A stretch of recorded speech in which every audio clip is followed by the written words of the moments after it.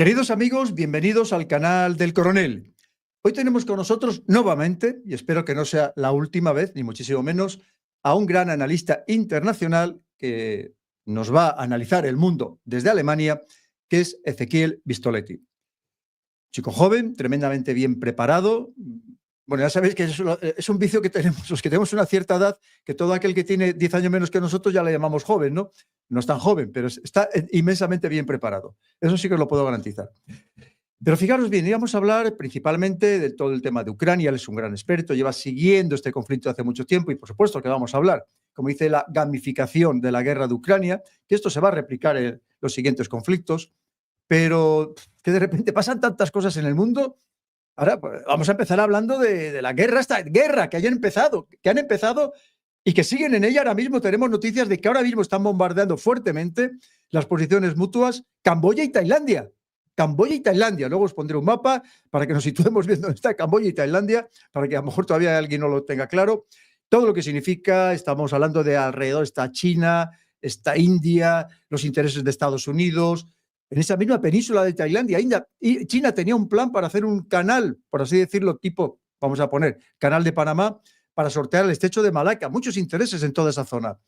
Y ahora mismo, las noticias que tenemos de ahora mismo, mirad, os pongo la última noticia, dice, combates a lo largo de la frontera entre Camboya y Tailandia continúan. Durante las imágenes muestran lo que parece ser un sistema de cohetes de lanzamiento múltiple RM-70, los MLRS, con el ejército real o el Real Ejército de Camboya disparando contra objetivos de Tailandia. Hay que analizarlo muy a fondo, porque como os digo, ya no solamente los dos países que entran en guerra, que están en guerra, es que fijaros bien, ¿os acordáis que hasta hace poco nos parecía que esto de las guerras llevan a ser todas las guerras asimétricas, la guerra contra el Estado Islámico, la guerra contra el terrorismo que decía Bush? Y ahora no, estamos hablando de guerras entre países, guerras clásicas, Ucrania, Rusia. Aparte es una guerra internacional, como hemos hablado tantas veces, y luego nos explicará Ezequiel mejor que yo. Pero estamos hablando de guerras entre países. Recientemente, Pakistán, India. Ahora resulta que ya Camboya, Tailandia. Ojo que esto se está complicando por momentos. No vamos a mejor, parece que estemos yendo a peor en el mundo. Así que tenemos mucho de lo que hablar, muchos temas tremendamente interesantes y muchas de esas noticias que pasan desapercibidas. Porque os voy a contar algo. Porque como aquí en España nos engañan de esta manera tan descarada, y los medios de comunicación es que son de verdad extraordinarios a la hora de manipularnos.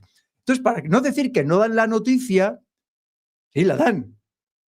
Pero voy a decir una noticia que hoy en el telediario de una de las tres principales cadenas, los tres principales telediarios, a mediodía, aquí en España, le han dado, creo que no duró ni 1,5 segundos. Y si no me creéis, podéis entrar y verla. Bien, era de esto que le está pasando al señor Zelensky, que se le está revolviendo los ucranianos, que están ya hartos de él, por lo que parece.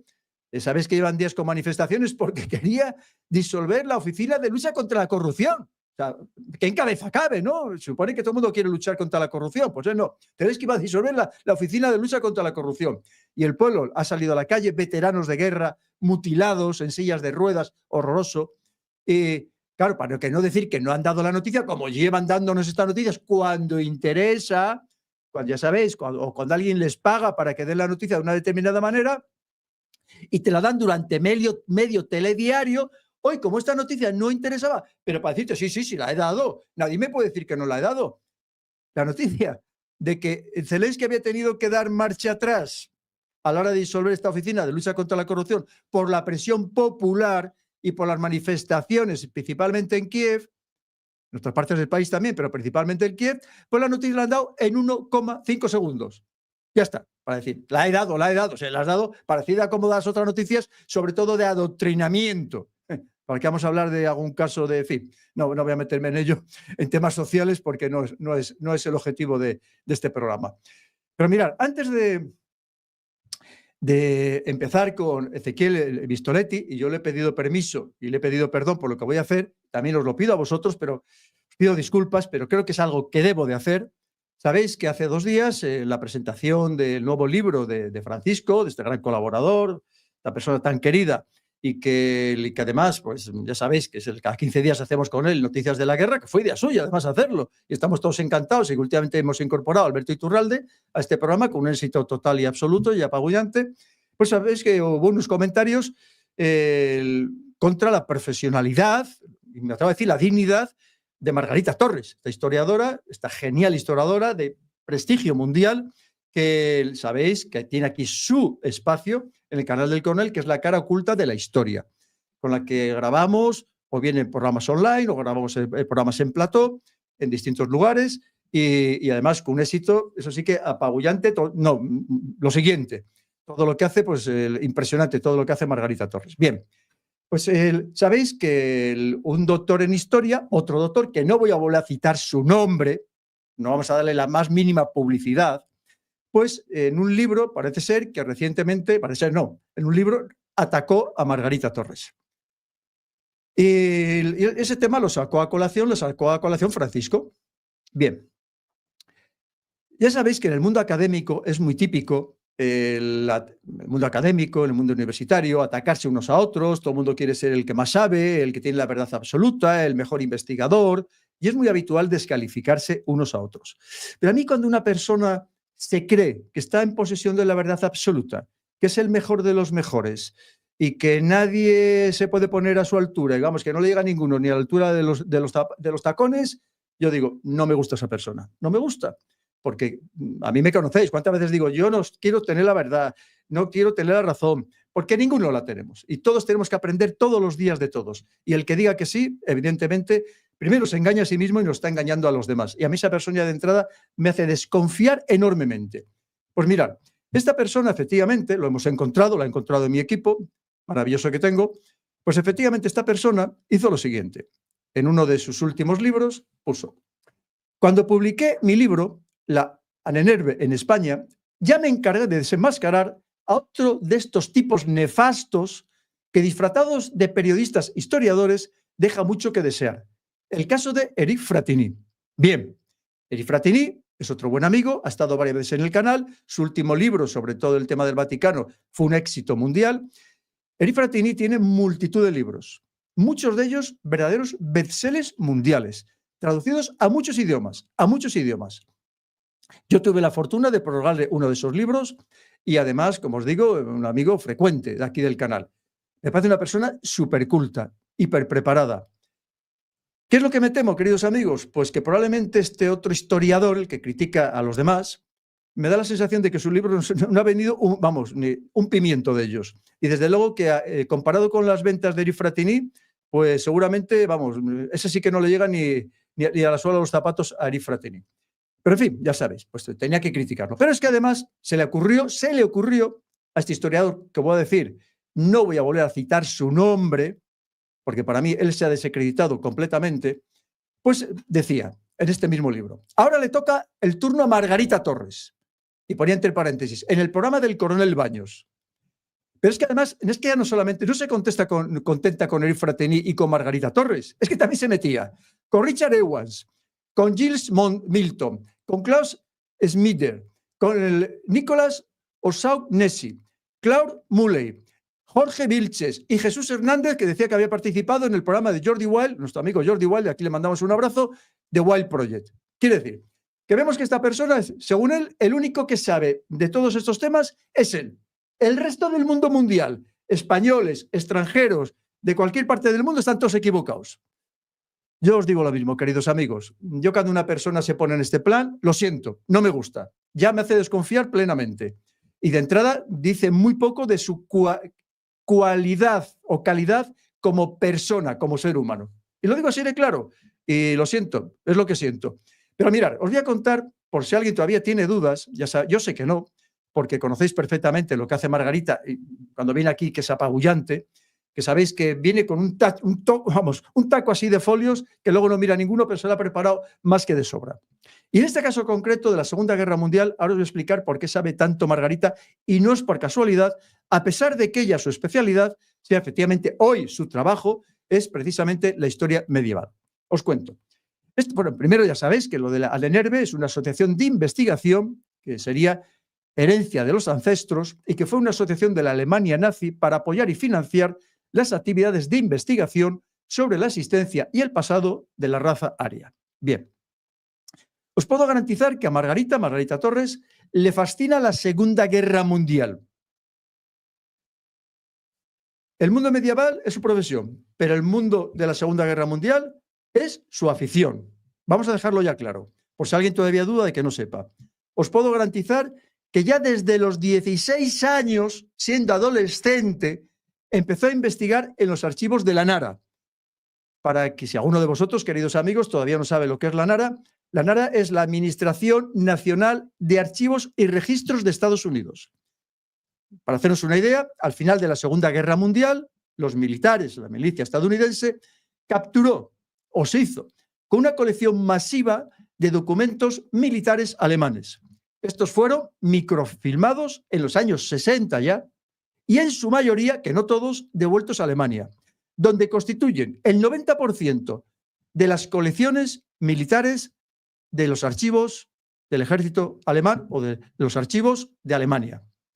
Ya os digo, fijaros bien, bueno, con 16 años Margarita ya estaba ahí investigando en esos archivos, tanto en Alemania como en Estados Unidos, para dejar las cosas claras. Bien, pero Margarita eso le parecía insuficiente y quería estudiar esos archivos en las fuentes primarias. ¿Y sabéis lo que hizo Margarita? Pues aprender alemán y ruso, porque Margarita habla fluidamente ni más ni menos que 6 idiomas. 6 idiomas. Como para que se la venga a criticar con esa facilidad, ¿verdad? Y con ese desparpajo. 6 idiomas. ¿Por qué habla? Alemán y ruso, porque también quería analizar, investigar las fuentes rusas, las fuentes soviéticas en su momento. Bien, pero es que además habla inglés, francés, árabe, clásico y por supuesto español. Claro, es su lengua materna.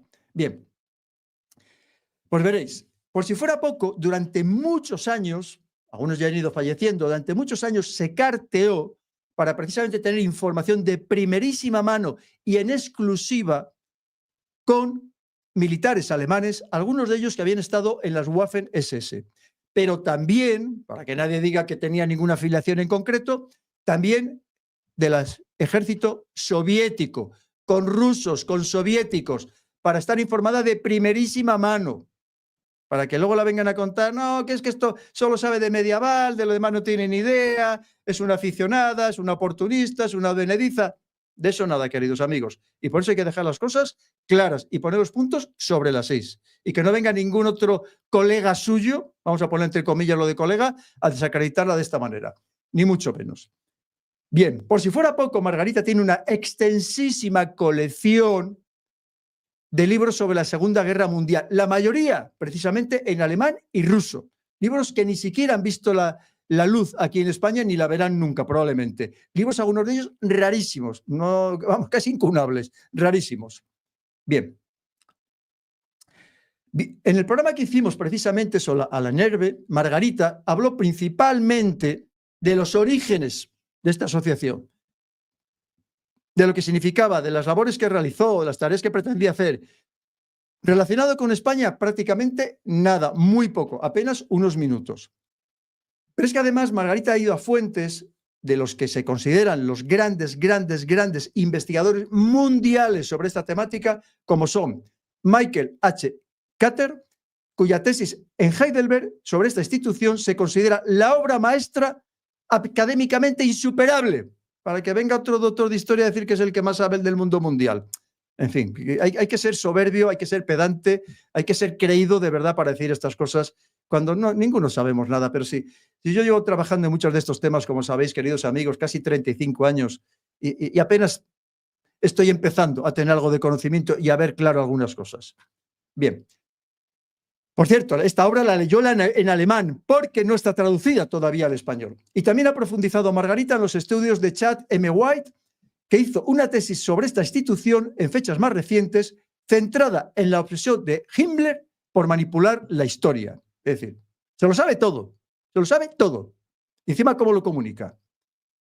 Por si fuera poco, Margarita, durante un año entero, mientras estudiaba la carrera de Geografía e Historia, Dudó si hacer la tesis en medieval, lo que finalmente hizo, o aceptar la oferta que le hizo un profesor de historia contemporánea que conocía de su afición por la Segunda Guerra Mundial y su interés en concreto por las Waffen-SS y las divisiones de la Guardia soviéticas. Fijaros bien.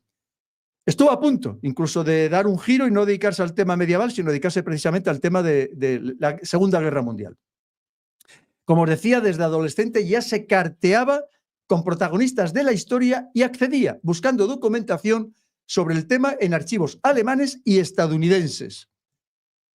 Por si fuera poco, digo también, el historiador que critica a Margarita de forma absolutamente injustificada, como os digo, da la impresión de solamente querer buscar publicidad a costa de ella y de los otros autores a los que critica. Que, por cierto, ya sabéis que eso, como os digo, es muy típico, las envidias, los celos profesionales, y es muy típico. Y hay gente que como no son buena gente, no son buenas personas, hay que decirlo, y tienen algo negro en el corazón, y entonces esa envidia les corroe y no lo resisten, y tienen que meterse con todo el mundo, tienen que insultar a todo el mundo y criticar a todo el mundo. Pues es lo que claramente han hecho con Margarita. Y además ya sabéis que el tema además de los historiadores, aunque recurren a las fuentes primarias, muchas veces esas fuentes primarias también tenían sus sesgos cognitivos y muchas veces son interpretaciones lo que hacen los historiadores. Ya sabéis que de hecho muchas veces, de vez en cuando, pues todo lo que pensábamos que era de una forma resulta que no, se hacen nuestras investigaciones y no está tan claro que hubiera sido así. Pero en este caso concreto, el doctor de historia, que no vamos a volver a citar su nombre, en este canal por lo menos, que critica a su colega Margarita, vamos a poner el colega entre comillas, que es una persona, insisto, Margarita, de gran prestigio internacional, que ha participado en muchos documentales internacionales. Cuando la critica, no da ningún dato en concreto, ni tampoco en qué Margarita puede estar equivocada. No da nada, solamente es criticar por criticar, de manera alegre e injustificada, por supuesto. Y quiero dejar muy claro, y además clarísimamente, y además de forma nítida, que en este canal, el canal del Coronel y Pedro Baños, no va a permitir, bajo ningún concepto, que se descalifique a una persona del altísimo prestigio de Margarita, y mucho menos sin ningún argumento sólido. Obviamente, como todas las demás personas, empezando por mí, que soy el primero que me equivoco todos los días, Margarita se puede equivocar, y más cuando estás hablando en directo, que obviamente puedes cometer un lapsus lingüe o un lapsus mentis. Por supuesto, nos pasa a todos, y más como os digo en directo, que eso ya no tiene solución, no se puede cambiar. Pero de ahí a que, y Margarita no va a ser una excepción, por más que sea una persona con altísima cualificación y una memoria prodigiosa, como me lo demuestra todos los días. Pero de ahí a pretender descalificarla en su conjunto, más allá de su principal campo de trabajo, que es el ámbito medieval, más allá de, como os digo, que se prepara, y os lo puedo garantizar, a fondo cualquier programa que hace, cualquier actividad que hace, cualquier conferencia que da, se la prepara a fondo, que se documenta, como os digo, como si fuera a hacer, vamos, no digo un doctorado, pero vamos, un máster o un trabajo de fin de máster, pues no dejar nada de azar, por supuesto que no lo vamos a permitir. No lo vamos a permitir, sea quien pretenda insultar, ofender y desprestigiar y criticar a Margarita. Bien, insisto, que si el mundo medieval es su profesión, la Segunda Guerra Mundial, para Margarita es su afición y se lo sabe todo. No va a decir todo, una vez más. Seguro que aprende todos los días y habrá libros que desconozca y habrá información que desconozca, pero de ahí a decir las cosas que se dicen, no, lo siento mucho, pero no. En definitiva, y para cerrar de vez por todas esta desagradable situación que nunca debería haber tenido lugar, reitero mi defensa cerrada y absoluta de la profesionalidad de Margarita en este canal, en el canal del Coronel. Y quiero decir también bien claro, para que no quede ningún atisbo de duda, y lo voy a leer además porque me lo he trabajado mucho, no quería equivocarme en ninguna palabra, y digo, por supuesto, todo ello, sin menoscabo alguno del aprecio sincero como persona y el respeto absoluto como profesional que tengo por Francisco, quien ahora mismo, y lo digo con rotundidad, porque lo digo muchas veces y lo sabéis perfectamente, quien ahora mismo es uno de mis principales amigos, y quiero subrayarlo, y consejeros, que me ayuda enormemente en temas muy sensibles. En multitud de ocasiones, como sabéis, he elogiado sus más que sobresalientes capacidades, desde un intelecto propio de un superdotado, como es él, un superdotado, a tener una memoria elefantiásica, que ya me gustaría a mí tener la centésima parte de la suya, sin olvidar su indudable habilidad comunicativa, además de una inteligencia práctica que tiene Francisco, que le está llevando a consolidarse como una referencia absoluta en el ámbito del análisis geopolítico, y no solo en España, y no solo en España. Y puedo garantizar que apenas está empezando, pues Francisco, su carrera, su desarrollo, pues Francisco tiene posibilidades de un recorrido aún muchísimo mayor. Y además me alegraré y lo apoyaré en todo lo que pueda para que tenga ese recorrido aún mucho mayor. Por mi parte, siempre que él quiera, siempre que lo desee, seguiré contando con su apoyo, como hasta ahora mismo lo ha hecho, y de verdad que le estoy muy agradecido y para mí ha sido muy importante. Con estas palabras, por mi parte, dejo zanjado este tema. Muchas gracias a todos por vuestra comprensión y, por cierto, también con los múltiples mensajes que he recibido por WhatsApp y por correo electrónico, en todo sentido, en todo sentido, como siempre, y a todos os he contestado con la misma educación y la misma cortesía que contesto a todo el mundo. Me hayáis dicho lo que me hayáis dicho. Yo soy el primero que tengo que aprender también de mis errores cuando los cometo, por supuesto, y me alegro mucho de que me lo digáis. Pero también, principalmente, quiero agradecer, como no, el apoyo que ha sido mayoritario que he recibido para Margarita, el apoyo que ha recibido Margarita a través de mí. Incluso con unos audios, que algunos se lo he enviado, de verdad, impresionante, de todos los comentarios de personas que conocen de verdad a Margarita y que decían esto es inadmisible, esto es injustificable, lo que han pretendido hacer con ella, esta manera de descalificarla, que como digo, no lo vamos jamás aquí a permitir de ninguna manera en el canal del Coronel, no lo va a permitir Pedro Baños jamás. Así que perdonadme, os pido perdón de verdad de corazón, pero algo que tenía que hacer, era una cuestión de lealtad, era una cuestión de honestidad, una cuestión de verdad, contar lo que he contado y os pido perdón y ahora sí que vamos a dar paso a Ezequiel, al que también le pido perdón, ya se lo había pedido ya por anticipado antes de empezar el programa, le había dicho que esto lo iba a hacer, pero como os digo, es algo que tenía que hacer, no me queda más remedio, pero a mí ya está zanjado el tema y no vamos a volver a hablar de él en absoluto. Seguimos adelante y siempre que quieran, aquí las puertas están abiertas para todo el mundo, excepto me temo que para esta persona, porque ya a mí ya me ha demostrado su bajeza moral y desde luego con alguien así yo no tengo ningún interés en absoluto en contar con él en el canal. Pues empezamos. Ezequiel, perdóname, te lo pido por favor de rodillas, que me perdones por estos 23 minutos que me he pasado hablando de Margarita Torres, pero no podía permitir, y espero que lo comprendas, que se descalifique de esa manera a una persona como Margarita. Ezequiel, muchas gracias por estar de nuevo en el canal y además espero que estés muchas veces más, porque tú tienes un análisis muy fino, vives en Alemania, estás observando las cosas desde el centro de Alemania, empezando por la situación económica en Alemania y esta habilidad bélica en la que nos ha metido Alemania, como otro de los principales países. Así que muchas gracias por estar aquí y tenemos mucho de lo que hablar. Así que cuando tú quieras, Ezequiel. Hola Pedro, un placer acompañarte a vos y a tu audiencia, realmente un gustazo. Pues mira, vamos a empezar, si te parece, con lo que está pasando precisamente con esta guerra, que ya es una guerra, vamos a dejarnos de tonterías y de eufemismos, entre Camboya y Tailandia. Te voy a poner una serie de noticias. Lo primero, cuando empieza todo esto, dice, han estallado feroces enfrentamientos a lo largo de la frontera entre Tailandia y Camboya. El ejército real de Camboya ha bombardeado varias ciudades fronterizas de Tailandia utilizando sistemas de lanzamientos de cohetes múltiples. El Ministerio de Defensa de Tailandia confirma que aviones de combate F-16 de la Real Fuerza Aérea Tailandesa han llevado a cabo múltiples ataques aéreos de precisión contra posiciones camboyanas a lo largo de la frontera. Luego nos decían también, los canales tailandeses informan que el Ejército Real de Camboya ha atacado el hospital Phanom Dong Rak en Chik Daek, provocando múltiples víctimas mientras continúan los enfrentamientos a lo largo de la frontera entre Camboya y Tailandia.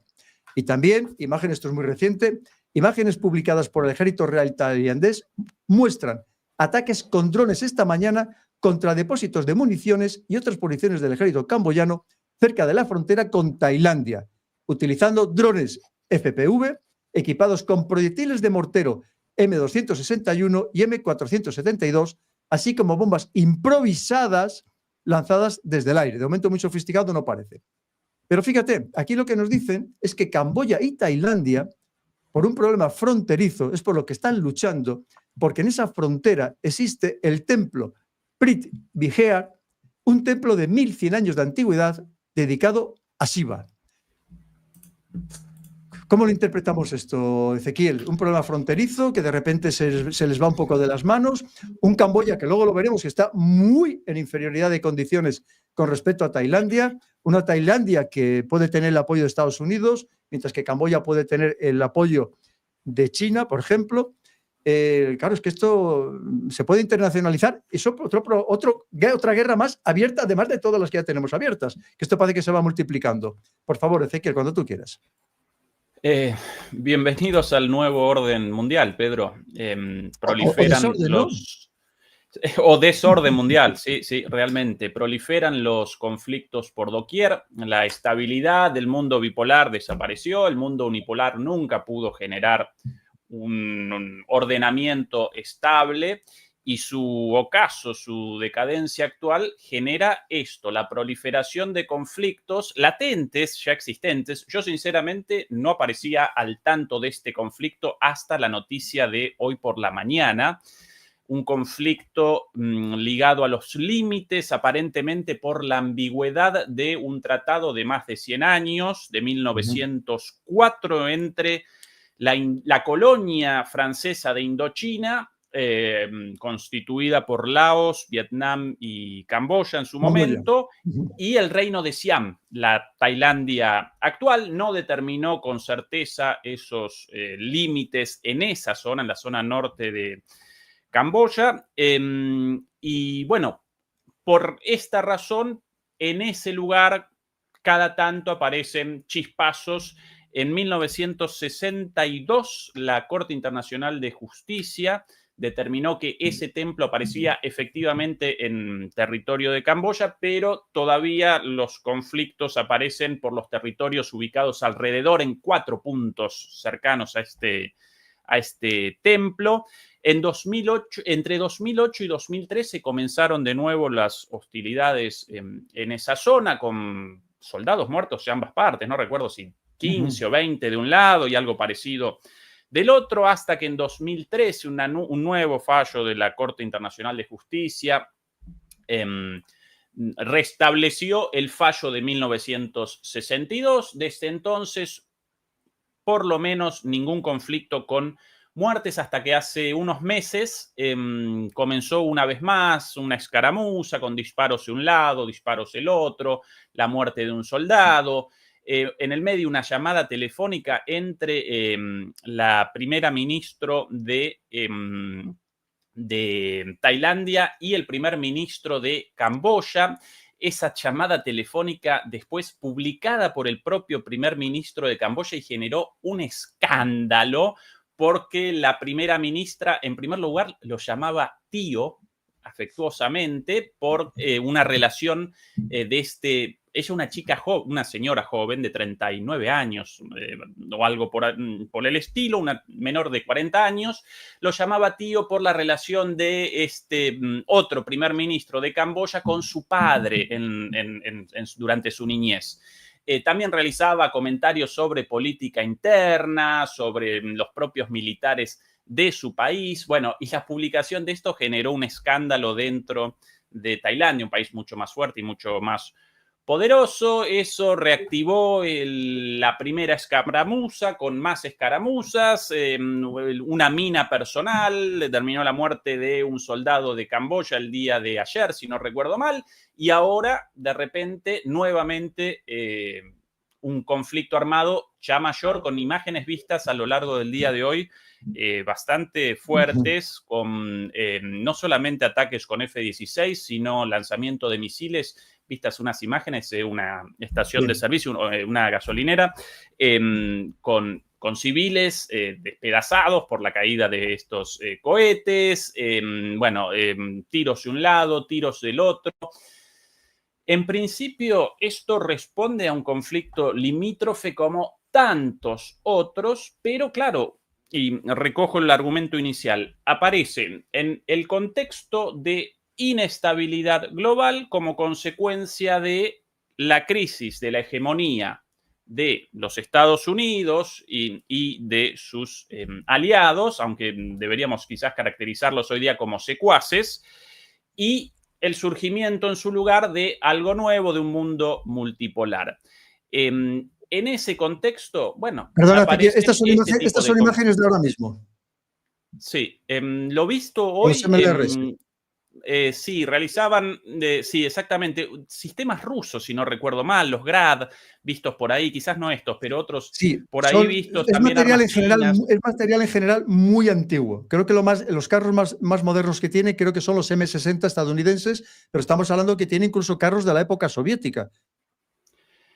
En algún momento comenzó una guerra entre Camboya y Vietnam dentro del mundo de los regímenes comunistas, ¿sí? Bueno, la historia de Camboya es Ujú. súper interesante, con Pol Pot por ahí, un proyecto de un socialismo agrario fracasado y genocida, bueno, un desastre, pero en algún momento comenzó una guerra contra Vietnam y comenzaron una guerra a dos países en aquel entonces comunistas, posiblemente las armas, el lado camboyano de Ujú. esa época.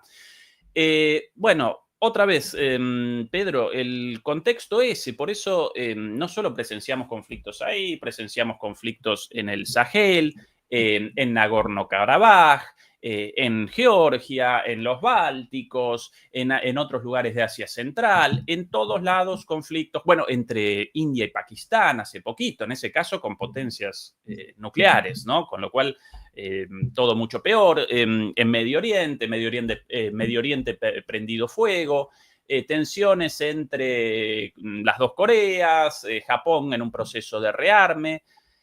Esta es la situación global y sin abandonar el tema, en el caso de Europa está comenzando a presentar un color verdaderamente muy oscuro, muy preocupante. Las declaraciones de las últimas semanas, las decisiones de las últimas semanas, en un contexto ya muy complejo, Sí. porque comenzó una... Acá aparecemos en una situación completamente distinta a la de la disuasión nuclear del mundo bipolar, Ujú, ya ujú. pasada por encima hace muchísimo. En aquel entonces, las grandes potencias no colisionaban entre sí, precisamente por la Claro. existencia o la posesión de armas nucleares, y cualquier enfrentamiento era materializado a través de representantes, de proxies, ¿no? Ejemplo, por ejemplo, la guerra en Vietnam, entre el inicio de la guerra en Vietnam, llamada Segunda Guerra de Indochina, entre Corea del Norte, comunista, Corea del Sur, capitalista, o por lo menos apoyada por Estados Unidos. Bueno, esa es la forma en aquel entonces. Hoy día ya comenzó, hoy día, con el Ujú. comienzo abierto de la guerra en Ucrania. La guerra comienza antes, pero con el comienzo de ese 2022, el enfrentamiento directo con la introducción de la OTAN, básicamente presenciamos una guerra en la cual aparece directamente afectada como actor beligerante una de estas grandes potencias, ¿sí? No Ujú. dos grandes potencias nucleares enfrentadas a través de representantes, sino que acá un representante contra una de las potencias Ujú. Ujú. nucleares, la participación de la OTAN, Estados Unidos ahora de alguna manera en repliegue desde Trump, pero con una participación directísima, con envío de armas, de inteligencia, etcétera, etcétera, la participación de Europa creciente, para colmo, provocaciones verdaderamente inauditas, ya desde el año pasado, con aquellos ataques a los sistemas de radares de alerta temprana de Rusia, muy lejos del frente, dedicados Ujú. a la monitorización de los cielos para la detección de eventuales misiles balísticos intercontinentales, atacados por drones ucranianos, y ya en aquel entonces, incluso antes de la modificación de la doctrina nuclear rusa, ese ataque ya convalidaba una respuesta nuclear de Rusia, porque determinaba una disminución, si bien pequeña, una disminución de su capacidad de respuesta nuclear. Y eso, según la doctrina nuclear rusa, eso establece una causal Ujú. de posible, afortunadamente posible, pero no obligatoria, respuesta nuclear. Y este año la operación Telaraña, como la llamaron, Spiderweb, este ataque sin el más mínimo sentido militar en cuanto a la posibilidad de generar un cambio en el desarrollo militar Ujú. en la línea de contacto, en la guerra como tal, muy lejos de Ucrania un ataque contra bombarderos estratégicos rusos, parte de la tríada nuclear rusa. No recuerdo exactamente si 7 o 9 destruidos, intrascendente. Rusia presenta una cantidad enorme de estos bombarderos, no genera verdaderamente un problema, pero sí representa una provocación nuclear a partir de la cual Rusia también podría haber respondido de manera nuclear. Esto sumado a un montón de otras cosas, Pedro, si querés, después las podemos presentar a lo largo de la conversación, pero todo esto genera la sensación de un avance a paso acelerado hacia una confrontación directa primero entre Rusia y Europa, pero en última instancia entre la OTAN y el bloque de los países emergentes, con Rusia, con China, con Irán, con Corea del Norte,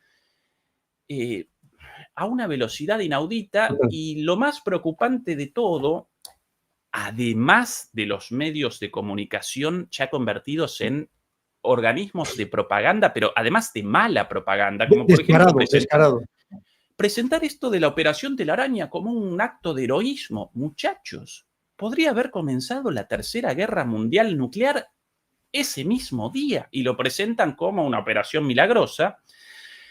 Pero lo más preocupante para mí de todo, Pedro, y no me congratula en absoluto esto, aparece en la pasividad de las sociedades europeas, en el hecho de que no solamente no reaccionan y no movilizan los europeos y las europeas de a pie, afectados no solo por este riesgo, sino en el día a día por la desindustrialización, la inflación, el aumento, el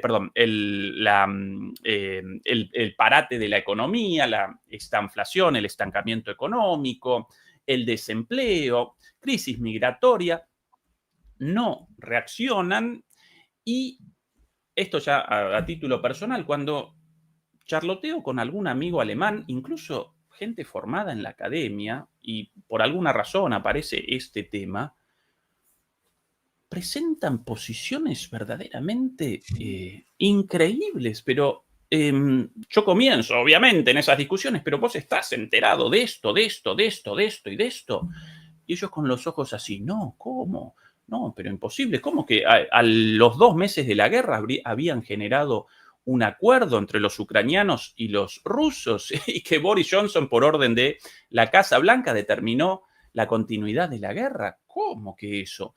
¿Cómo que un ataque contra la tríada nuclear? ¿Cómo que? ¿Cómo? En un momento abandonan la conversación porque genera tanta disrupción cognitiva que, bueno, aparecen un poquito en duda, pero eso, gente, Pedro, aquí en Alemania, muchísimo más que en España, y yo acompaño los medios españoles y completamente de acuerdo con vos, Pedro, generan vergüenza ajena, pero gracias a personas como vos, bueno, yo también presento mis programas para el público español, una parte de la población aparece mucho más al tanto y mucho más formada en todas estas cuestiones. Acá en Alemania, Pedro, a través de la censura, de la cancelación y de muchísimas cuestiones ligadas a la idiosincrasia alemana, ciertos resentimientos antirrusos también, la gente aparece en babia, en una nube de delirio sin la más mínima idea, sumada a esta pasividad total, y es el caldo de cultivo para las peores cosas, Pedro.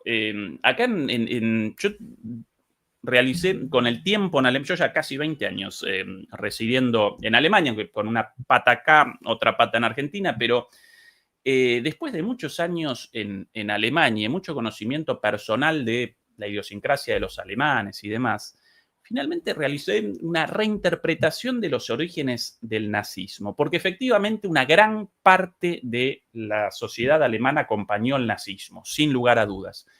Ahora, por lo menos una parte igual de grande sencillamente convalidó con su silencio el nazismo, ¿no? De ahí ese famoso poema mal atribuido a Bertolt Brecht, de primero vinieron por los judíos, pero no me preocupé porque yo era judío, después por los comunistas, bueno, al final por mí, pero ya era demasiado tarde.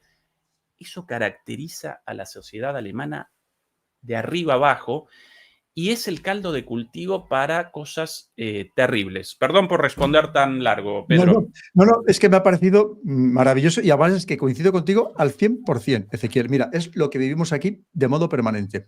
Es cierto que hay un número de personas cada vez mayor que afortunadamente está abriendo los ojos. Pero tú piensas, mira, aunque sean personas teóricamente preparadas, que sean muy buenos en su profesión, claro, es que está el adoctrinamiento. Es lo que te digo de los telediarios. Es que es vergonzoso.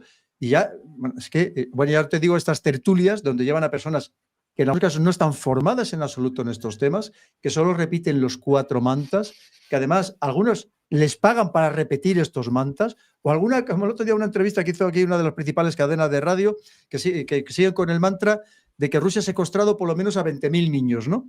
Bueno, pues este tipo de cosas, te quiero decir que, claro, pero hay problemas que hay personas que se lo creen a pies juntillas y fíjate, yo no les acuso de nada, Ezequiel, porque obviamente son personas que no tienen por qué entender de estos temas, cada uno tiene su profesión, sea la que sea, incluso que tenga profesiones teóricamente intelectuales, pero no tienen por qué saber conocer de estas cuestiones.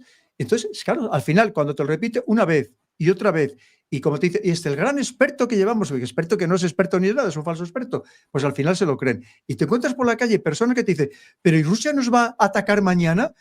¿Nos va a lanzar misiles nucleares o nos va a invadir? Digo, sí, mañana justo. Además, no va a esperar a más, ¿no? Entonces, eso me lo encuentro todos los días. Lo que pasa es que llega un momento, Ezequiel, que yo no discuto con nadie. Yo intento dar, digo, mira, yo si quieres te cuento un poco mi opinión, que no significa que, como digo siempre, que yo esté en posesión de toda la verdad, yo te digo mi opinión, te hago mi análisis y tú ya te crees lo que tú quieras. Pero hay gente que está tan adoctrinada, tan manipulada, que ya es imposible claramente de convencerla.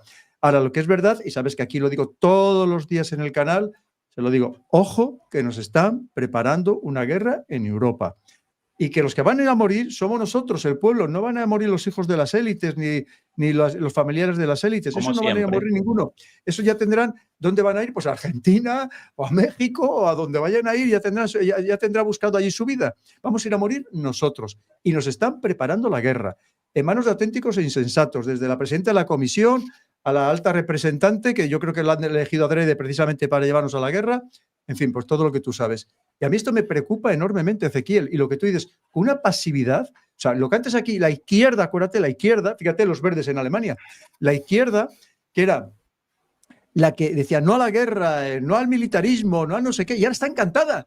Y está encantada, como tú dices, en que gastemos, porque nos lo ha perdido, no, nos lo ha ordenado Estados Unidos, el 5% de nuestro Producto Interior Bruto en defensa, que al final es un gasto básicamente para Estados Unidos, para comprarle su armamento, y quiere decir, y aquí todo el mundo, y no ha habido nada, no ha habido protesta, no ha habido manifestaciones en las calles, cuando además te están diciendo, ojo, que eso va a ir en detrimento del estado del bienestar, que mira lo que está diciendo Francia, que va a reducir sensiblemente el estado del bienestar, eso sí, dice, pero para defensa ahí no vamos a reducir ni un duro, es más, lo vamos a incrementar. Pero vamos a ver, ¿es que nos hemos vuelto locos, Ezequiel, en Europa? Además de esto del 5%, acompañando tu análisis, Pedro, el 5% del producto, no el 5% del presupuesto público, el 5% del producto de toda la economía en un año, lo cual, si no recuerdo mal, en España representa algo así como la mitad de las pensiones de España dedicadas a la guerra. Esos valores caracterizan a un país en guerra, 5%. Igual no lo van a poder realmente desembolsar por falta de los fondos. ¿Cómo lo van a generar? Nunca presentan ningún plan verdaderamente concreto, no lo van a poder desembolsar, pero la sola voluntad política de un presupuesto de guerra a lo largo de la historia, por lo general, desencadena una guerra. En el caso de la Unión Europea, el programa de REARM, lo llaman en inglés, rearme, 800.000 millones de euros también para la guerra, para el rearme europeo. En Alemania, un programa de rearme también de 500.000 millones de euros, de los cuales Alemania carece, para lo cual realizó una reforma de la Constitución de un artículo hasta ese momento sacrosanto, el techo de la deuda. Para colmo, realizó la reforma una vez elegido el nuevo gobierno y por ende el nuevo parlamento, pero con la composición anterior del parlamento, antes de su asunción, porque con la nueva composición no podían redondear la cantidad necesaria de votos. Entonces, con los votos del parlamento anterior ya fuera de, sin legitimidad democrática por la realización de nuevas elecciones, con ese realizaron la reforma constitucional para que desapareciera el techo de la deuda y determinaron este plan de 500.000 millones de euros en adelante para el rearme. Con Merz diciendo cosas del siguiente tenor. Rusia ya comenzó los sabotajes. Cuando vemos una planta industrial arder, eso es obra de los rusos. Eso dicho así por el canciller de Alemania sin una prueba. Eso para mí, solo así, es una declaración de guerra. Pero si vas a realizar una declaración de ese calibre, presenta una prueba, por lo menos. Nada. La otra declaración de Merz, esto de queremos o vamos a generar el ejército más fuerte de Europa. Yo tiritando escuchando eso, porque inmediatamente rememora lo peor de la historia de Alemania. ¿Quién es el asesor de los discursos de este señor?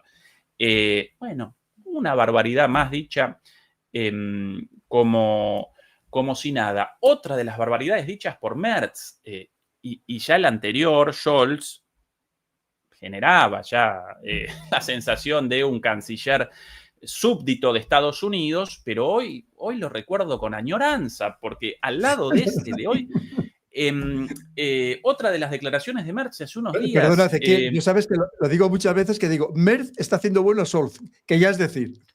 Pero sí, realmente. Hace unos días, con respecto a Rusia, no vamos a cometer los errores del pasado. ¿Qué error? La invasión de la Unión Soviética. No quieren cometer ese error nuevamente. Perdóname, Ezequiel, y junto con la declaración que hizo en su primer discurso ante el Bundestag, que dijo que quería constituir el mayor ejército de Europa en Alemania. O sea, a mí esto me pone los pelos de punta, y que iban a empezar a fabricar las fábricas automovilísticas alemanas, que están dejando de producir coches, que iban a empezar a producir carros de combate. Digo, ¿y a nadie le preocupa esta situación? Es que nadie lo ve como lo estamos viendo tú y yo con esta zozobra. Pues es que esto es muy preocupante, Ezequiel. Terrible, terrible. Un señor ex BlackRock, Merz, con un abuelo abiertamente nazi, no un soldado raso, sino un alcalde de una ciudad bastante importante, condecorado por los nazis. Yo no lo responsabilizo a él de las barbaridades hechas por su abuelo, pero si él mismo permanentemente recuerda a su abuelo y lo presenta en discursos públicos como un gran hombre, estas cosas hasta hace no mucho representaban tabúes en Alemania. Hoy día aparecen a la orden del día. Contrapartida de esto, el otro día, perdón por tantas anécdotas personales, Pedro, pero a veces para el análisis económico, en lugar de datos macroeconómicos, a veces ayuda más las anécdotas de cosas vividas en las calles aquí. Con un encuentro con una amiga, ingeniera en una empresa alemana. ¿Qué tal la situación en tu empresa? Ningún despido. No, ¿cómo que no? De mi empresa con 300, una empresa de alta tecnología, 300 empleados, despedidos 100. Madre mía. La semana pasada, después de una transmisión, sí, vos estarás seguramente al tanto de esto. Después de las transmisiones uno parece a mil con la cabeza girando. Llamé a un amigo, ¿querés una cerveza en el bar de la esquina? Bueno, sí, te acompaño, 10 de la noche. Viernes a la noche en Berlín, eso recién comienza la noche. Yo quería simplemente desactivar un poco. En la puerta del local, el dueño, un conocido, cara de compungido. No, perdón, chicos, estoy cerrando. ¿Cómo cerrando? ¿Un viernes a la noche? Sí, el local adentro vacío. No, estamos vacíos y no me compensa tener abierto el local con las luces, el alquiler, los empleados. Voy a cerrar, perdón. Yo, obviamente intrigado, esto desde hace mucho así, y desde la pandemia no levantamos, y la gente ahora, como no tiene dinero, en lugar de venir acá a la cerveza, lo más básico de Alemania, ¿sí? Como el mate en Argentina, ¿sí? Y no, desde 2019, desde 2020, desde la pandemia, la gente sin dinero, en lugar de tomar una cerveza acá en este bar, como toda la vida, compra en un kiosco una cerveza, la toma en el parque porque no puede con el pago. Alemania, Pedro, Qué la barbaridad. locomotora de Europa, pero Sí, así 1000 ya sabes, anécdotas. Perdón por ya esto de las sabes. anécdotas personales, No, no, pero a no, no. veces esto Es que esas caracteriza anécdotas son las mejor. clave. Tú sabes que ya le empiezan a llamar el enfermo de Europa. Ha pasado de ser la locomotora de Europa al enfermo de Europa. Sabes que aquí raro es el día que no hablamos de Alemania y de la situación real de Alemania. Como tú dices, cerrando miles de empresas, pequeñas y grandes. Estamos hablando del precio, como dicen, que es un indicador de la economía alemana, el precio del kebab, que se ha disparado el precio del kebab. Sabes que lo hacen como anécdota, pero también es importante. Y lo que tú dices, o sea, es que constantemente estamos hablando de eso. Es decir, y una Alemania que está en esa situación, en recesión, que ahora luego te voy a poner una noticia, el propio Merz ha reconocido que Alemania está en recesión, lo ha reconocido. A ver si resulta que la huida hacia adelante para escapar de esta situación caótica económica es meterse en una guerra, Ezequiel, porque esto es muy preocupante.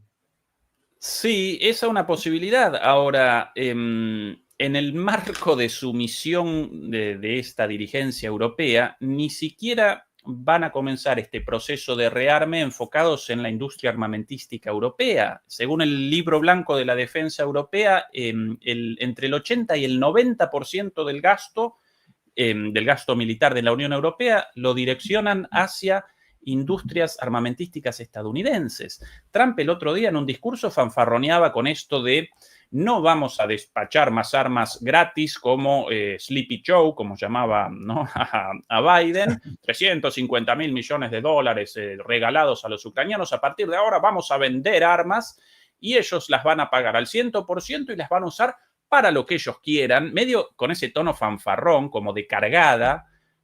Obviamente no reaccionó ningún líder europeo. Bueno, ¿qué iban a reaccionar, Pedro? Si Perdóname, Ezequiel, frente... Sí. hoy mismo ha vuelto a decir que efectivamente va a enviar las armas, pero que todo lo vamos a pagar los europeos. ¿Pero qué pasa? ¿Nos vamos a seguir poniendo de rodillas? ¿Es que Europa no va a reaccionar? Cuando resulta que aquí está hablando, vamos a crear el ejército europeo, la industria europea de defensa, que es mentira, que no te va a dejar Estados Unidos, ni crear el ejército europeo, ni crear la industria europea de defensa, como no te ha dejado hasta ahora. Pero, y que con ese desparpajo, como tú dices, te dice Estados Unidos, te dice Trump, oye, que lo vas a pagar tú, que todo lo que yo mando a Ucrania lo vas a pagar tú. Pero aquí no hay ningún líder, habría que empezar si tenemos líderes. Aquí no hay ningún líder que reaccione ante todo esto, Ezequiel. Ni siquiera un poquito de orgullo nacional, de amor por su tierra, nada.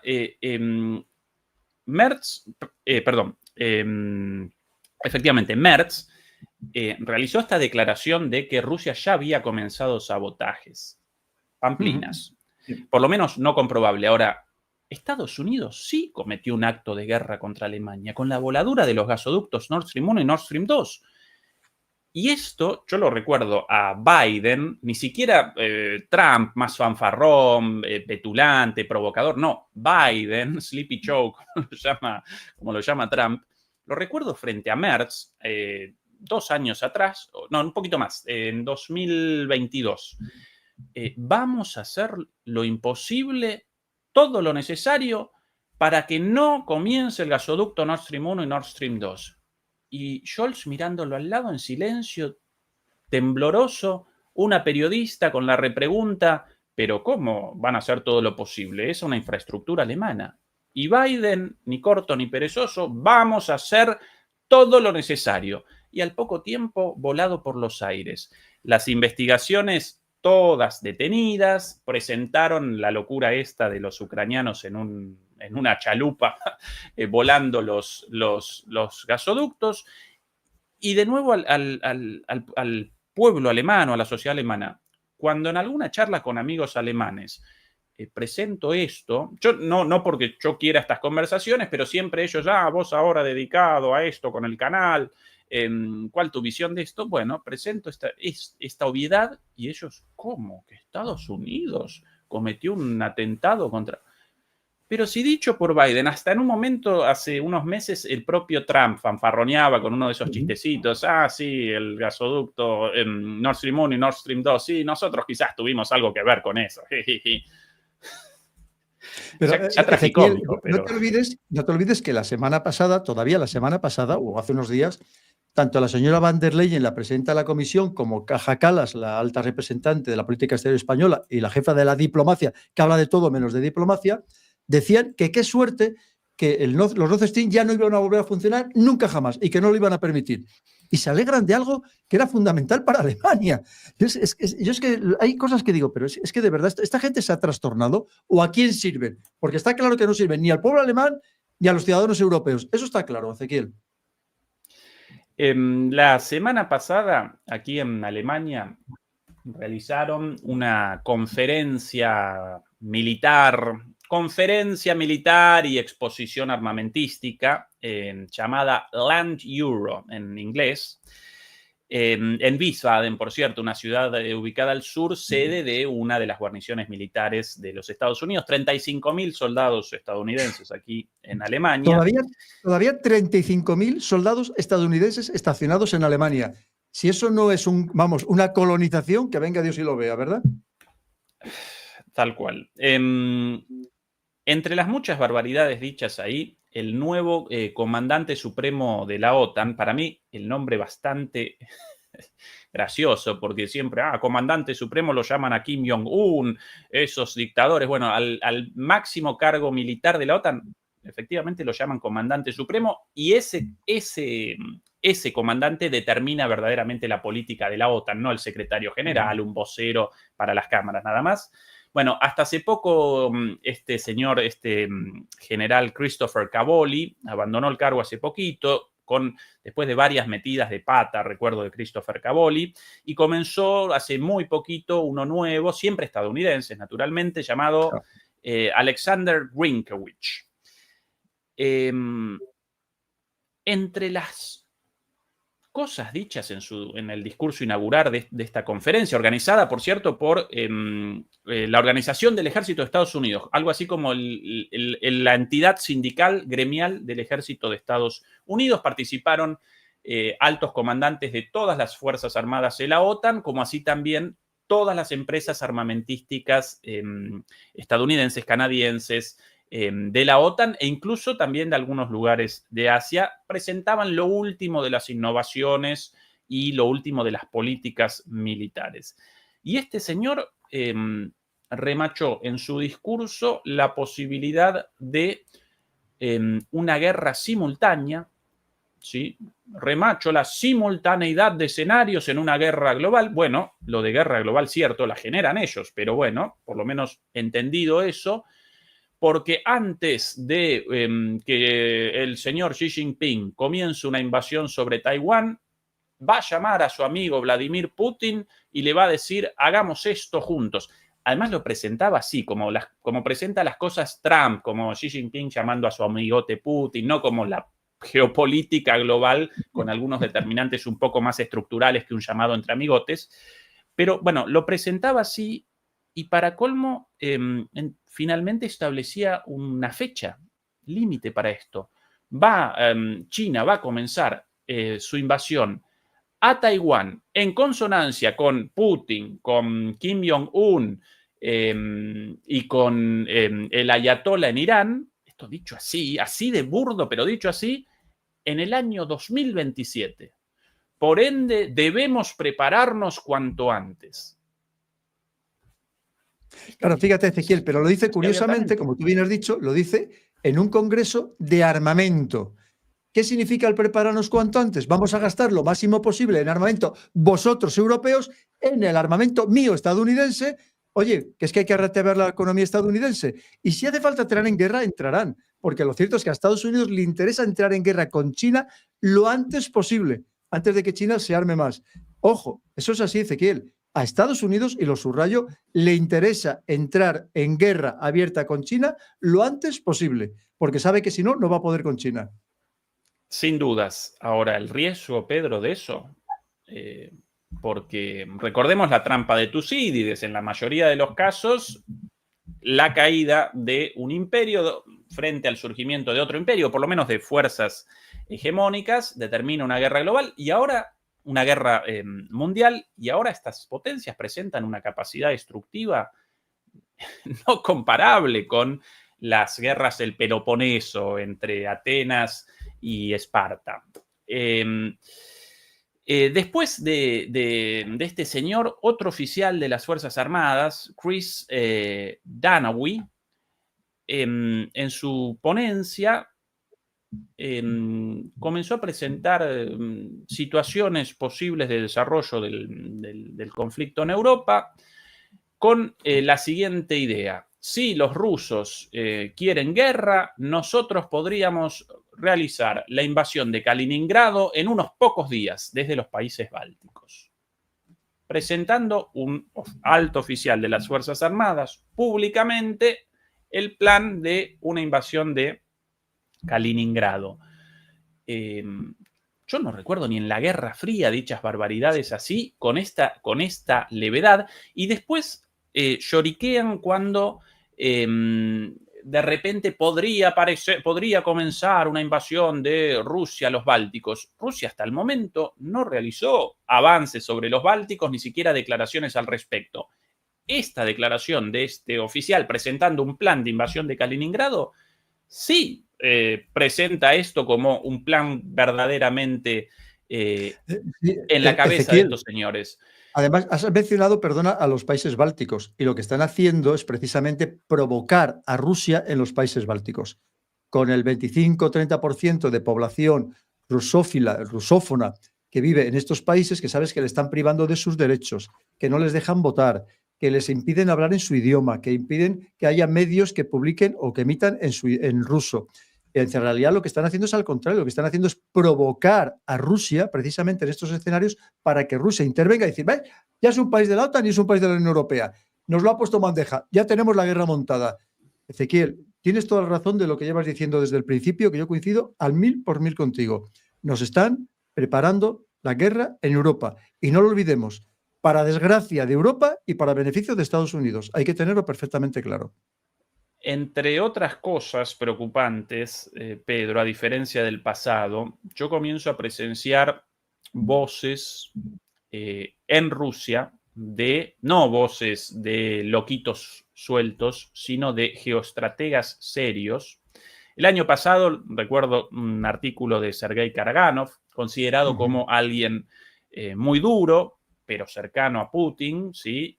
Una de las campanas escuchadas por Putin, a menudo lo llama a los foros, si no recuerdo mal, al de Valdai o al de San Petersburgo, como uno de los oradores, el mismo Putin, en un mano a mano en el escenario con este señor.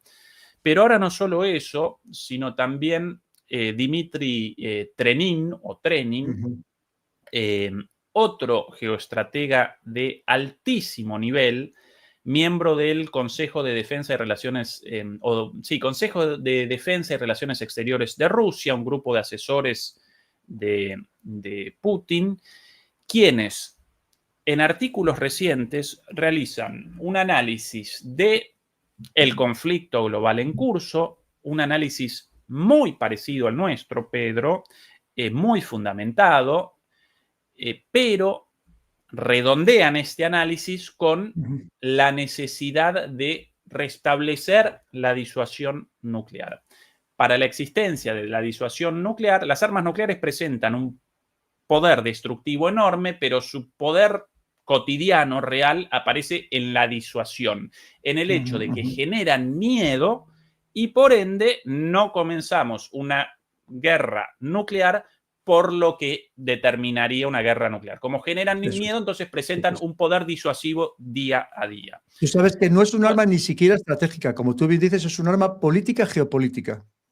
Efectivamente. Y entonces, ante el análisis de este señor, Dmitry Trenin, en línea con lo dicho el año pasado por Sergei Karaganov, pero en ese entonces como alguien muy extremo, la conclusión la siguiente: frente a la locura de los líderes europeos y la pérdida del miedo, debemos restablecer la disuasión nuclear a través de la utilización del recurso nuclear de manera dosificada, ¿sí?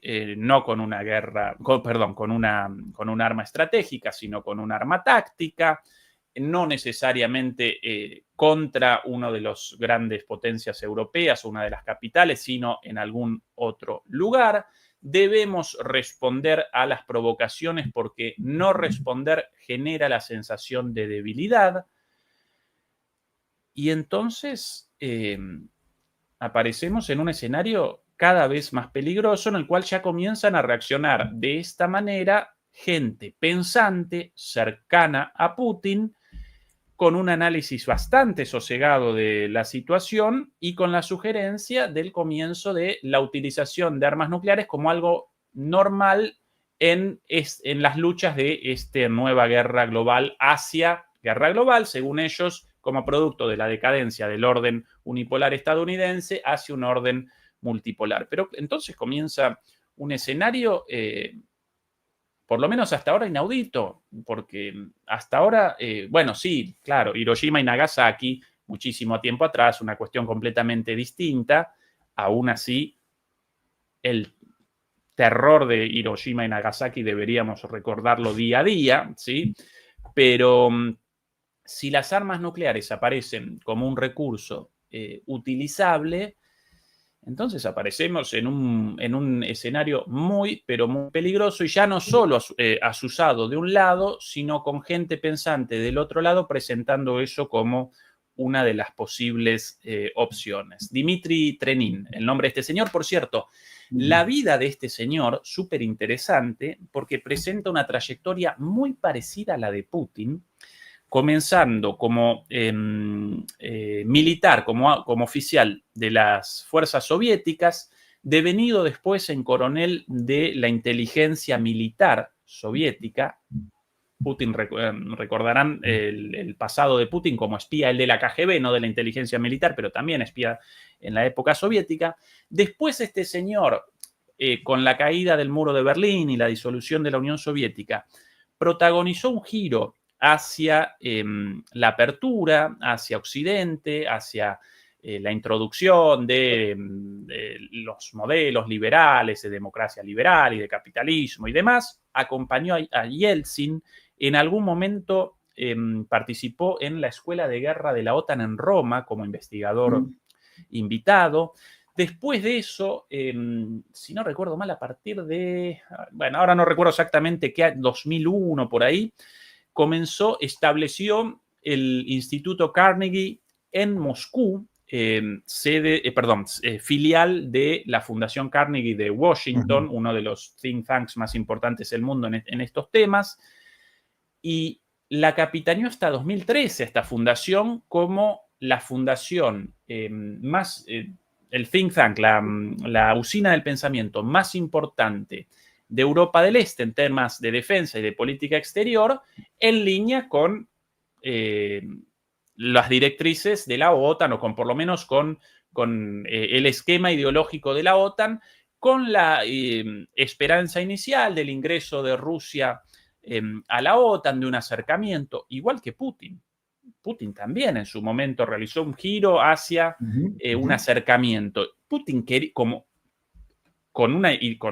liberal inicialmente, si bien el espía después convertido en un liberal como ministro de Yeltsin, y en sus primeros años quería efectivamente un acercamiento a Occidente con el fin de las distintas ideologías, bueno, el fin de los conflictos. Estados Unidos lo rechazó y Putin entonces comenzó este giro hacia el nacionalismo, por lo menos hacia la defensa de los intereses rusos.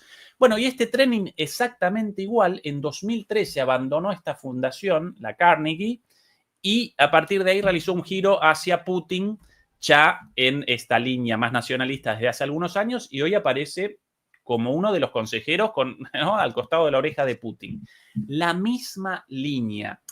Esto ¿por qué recuerdo esta biografía? Solo como demostración de las tendencias geopolíticas más allá de las personas, y la conclusión de este señor Trenin de que finalmente, después de todo este intento de acercamiento, la única forma de tratamiento de este conflicto con Estados Unidos y con la OTAN, el recurso nuclear. Algo muy preocupante. Pues fíjate, Ezequiel, tienes toda la razón, que también se ha producido este exceso de rusofobia y eso ha hecho que los rusos, claro, obviamente muy nacionalistas de por sí, pues se cierren sobre sí mismos, se vean agredidos, incluso los que viven fuera de Rusia. Aquí pasa en España, que algunos, sabes que aquí hay rusos en España que se hacen pasar por ucranianos, incluso algunos están en el ejército, o el que eran de origen ruso, ¿no? Que ya estén nacionalizados, porque claro, es que ahora mismo hay una rusofobia terrible, ¿no? Entonces al final eso consigues que todavía sean mucho más nacionalistas. Mira, pues si te parece, te voy a poner muchas presentaciones, nada, que tampoco muchas, unas cuantas, que coinciden plenamente con todo lo que tú has dicho. Si me permites, antes voy a ponerte un poco para ver el equilibrio de fuerzas entre Camboya y Tailandia, y con ese tema, y con eso ya terminamos sobre este tema, porque es muy importante, porque da la sensación como que Camboya se quiere suicidar, porque es muy inferior en medios a Tailandia, salvo, y esto sería más preocupante, que cuente con el apoyo de alguna gran potencia. Pensemos en China o saber lo que puede haber detrás. Porque es más, se estaba hablando ahora de que Camboya estaba preparando planes para invadir terrestremente, de forma terrestre, o sea, con carros de combate, invadir Tailandia. Pero si no tiene ninguna capacidad, como vamos a ver ahora mismo. Bien, fíjate, pone aquí. Presupuesto y personal. Presupuesto de defensa de Tailandia, como ves, 5,89 billones, mientras que Camboya tiene 860 millones de presupuesto. Personal militar. El de Tailandia, más de 600.000 soldados, 360.000 en el ejército de tierra. Camboya, 231.000, 221.000 en el ejército de tierra.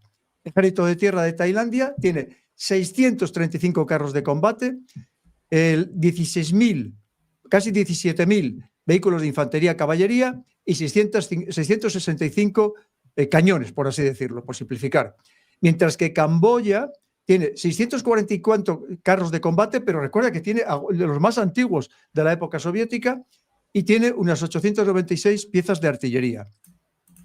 Luego, Fuerza Aérea. Tailandia tiene 46.000 soldados, Camboya tiene 1.500, Tailandia tiene 72 aviones de combate, incluyendo F-16 y 258 helicópteros. Camboya no tiene ni un solo avión de combate. Tú sabes que hoy ir a una guerra sin superioridad aérea, vamos, es suicida totalmente. Y luego tiene solamente 10 aviones de transporte y 21 helicópteros. La diferencia es abismal. Armada. Tailandia, 70.000 marinos, un portaaviones, 7 fragatas, 6 corbetas, bueno, en fin. Y luego 23.000 de infantería de marina, más aparte la aviación naval, etcétera. Camboya tiene 2.800 marinos y apenas tiene 20 patrulleras, es decir, totalmente insensato. Es decir, para que nos hagamos una idea, Tailandia, en la comparativa de capacidades militares de 145 países, Tailandia ocupa el puesto número 25 y Camboya el 95. Es decir, un suicidio total y absoluto. Pero solamente para darle esos datos a nuestros queridos seguidores. Mira, pues efectivamente, alguna noticia sobre Ucrania. Lo que estamos comentando, que sabes que comentaba ya al principio, que Zelensky va y se le ocurre que quiere cerrar la oficina de lucha contra la corrupción. Bueno, una cosa que parece totalmente de locos, ¿no? Y además aprueba una ley para acabar con la independencia de esta agencia, las agencias que combaten la corrupción política. Y que el Parlamento otorga al fiscal general, designado por Zelensky, la potestad de intervenir en las investigaciones de los principales organismos anticorrupción. Bien, pues sabes que se generalizan las protestas por todo el país, principalmente en Kiev, y dice aquí, fuentes dicen que Zelensky eliminó a las agencias anticorrupción porque el SBU, su servicio de inteligencia, le informó que estaban preparando casos en su contra, con apoyo de la inteligencia estadounidense. Ya sabemos, Ezequiel, que da la impresión de que están empezando a abandonar al señor Zelensky, que ya empiezan a estar harto de los estadounidenses. Y dice aquí, rumores de que la Casa Blanca está trabajando para remover a Zelensky están por todas las partes en Kiev. Y el ataque impulsivo de Zelensky a las agencias anticorrupción apoyadas por Occidente demuestra que tienen peso. Se están produciendo grandes protestas callejeras a las que se suma el rival de Zelensky, Klitschko. Esto podría dispararse rápidamente. Te pongo algo más. Bien, sabes que ha habido una última reunión hace unas horas entre delegados de Rusia y de Ucrania. No se llegó a ninguna conclusión, salvo algún intercambio de bajas o de prisioneros, pero Zelensky quería reunirse directamente con Putin y Putin le ha dicho que hasta que no esté un acuerdo absolutamente cerrado, que solamente vayan a firmar, que de momento nada, de nada, de nada. Pero fíjate, mira lo que pone aquí. El presidente Volodymyr Zelensky, y esto es un medio que habitualmente apoya a Ucrania, el político, como bien sabes, que lo conoces muy bien, dice, cree que ha puesto en peligro las ambiciones de Ucrania de ingresar en la Unión Europea. Y concretamente dice esto. Van der Leyen, la presidenta de la Comisión, exige respuesta de Zelensky mientras nueva ley amenaza la candidatura de Ucrania a la Unión Europea. Las esperanzas de adhesión de Ucrania a la Unión Europea están siendo socavadas, advierten los principales políticos. Y fíjate lo que dice, esto es una persona, un estadounidense que tiene más de 500.000 de seguidores en Twitter, que dice, incluso los fanáticos de Zelensky en Europa Occidental comienzan a reconocer cuán peligrosos y corruptos son él y Yermak. Estados Unidos pregunta, ¿es este el tipo de socio en el que debemos confiar? Y finalmente, mira lo que pone aquí esta noticia, Zelensky va ahora tras los chicos y chicas de 17 años. A partir del 31 de julio, todos los jóvenes ucranianos que hayan cumplido 17 años este año deberán registrarse para el servicio militar. Cuéntanos un poco de Ucrania, porque esto da la sensación de que ya Estados Unidos se ha cansado de Zelensky y que le va a dejar tirar en cualquier momento. Sí, totalmente. La historia comienza con la denuncia por corrupción de Oleksiy Chernysov, el vice primer ministro de Ucrania, perteneciente al círculo íntimo de Zelensky hace algunas semanas, con una prohibición de salida del país, una fianza elevadísima, naturalmente por corrupción en la compra de armas, y evidentemente esa denuncia impulsada por una de las agencias anticorrupción, patrocinada desde Estados Unidos, obviamente, presentaba como objetivo a Zelensky, ¿no? Comenzaban por ahí desenrollando el ovillo de hilo con el objetivo de Zelensky. Entonces, ni corto ni perezoso, respondió Zelensky a los pocos días con redadas en las oficinas de los agentes de esta agencia, la NABU, la Oficina Nacional Anticorrupción,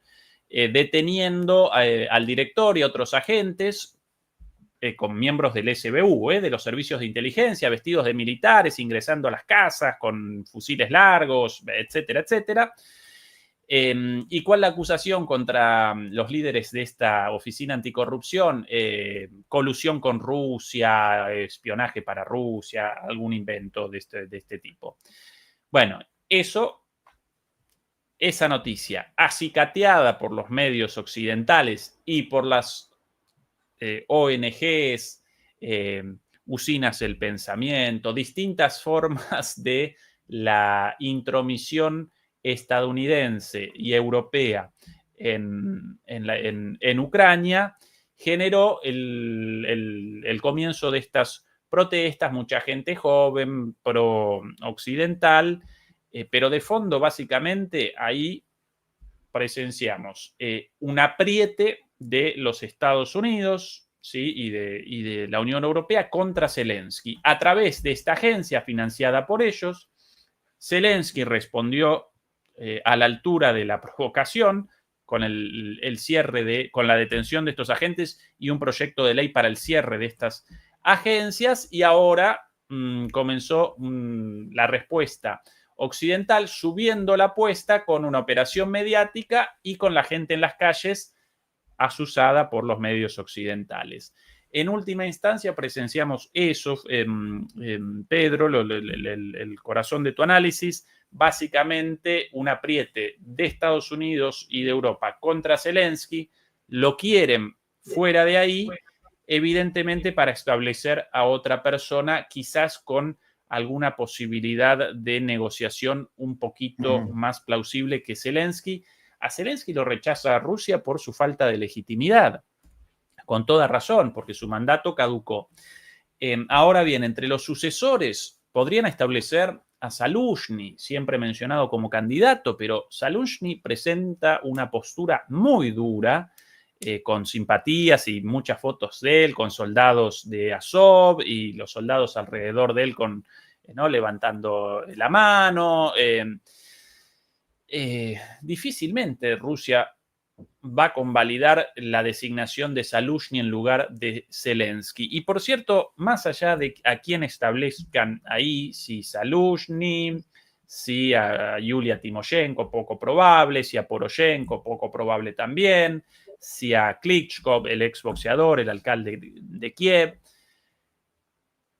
esa persona a cargo de Ucrania sí presentará el reconocimiento de Rusia como contraparte negociadora, pero no va a poder establecer absolutamente ninguna condición, ¿sí? Lo van a categorizar como el representante legítimo de Ucrania, pero en la negociación final los términos los va a determinar Rusia de todas maneras como parte ganadora de la guerra. Lo preocupante, Pedro, y no quiero retroceder a todo lo hablado antes, pero para mí, aún con una victoria de Rusia clara, la guerra ya parece definida, pero una vez terminado esto, con una capitulación ucraniana, una victoria de Rusia, una salida más o menos potable para Trump, quien presentará esto como una victoria de Estados Unidos independientemente de su resultado, yo no presencio el fin del conflicto de fondo, el conflicto de esa guerra global por el deterioro de la hegemonía estadounidense. Con lo cual, después de Ucrania va a comenzar otro conflicto. Totalmente de acuerdo. Pues mira, vamos a ver mientras tanto qué sucede en Rusia. Pone aquí. Dice que Rusia va a desplegar misiles balísticos intercontinentales con capacidad nuclear, incluso se habla de posiblemente ya directamente con la capacidad nuclear en Corea del Norte. Y esto es respuesta que, como sabes, hace muy pocos días Estados Unidos, después de muchos años, ha vuelto a establecer misiles nucleares, bombas atómicas en el Reino Unido. Que hay a quien se le olvida que Estados Unidos ya tiene en 5 bases de 4 países europeos bombas atómicas preparadas para ser lanzadas en cualquier momento, con aviones F-16 o con aviones Tornado en el caso de Alemania. Pero ahora las ha llevado también al Reino Unido. Y obviamente, pues, Rusia reacciona. Más.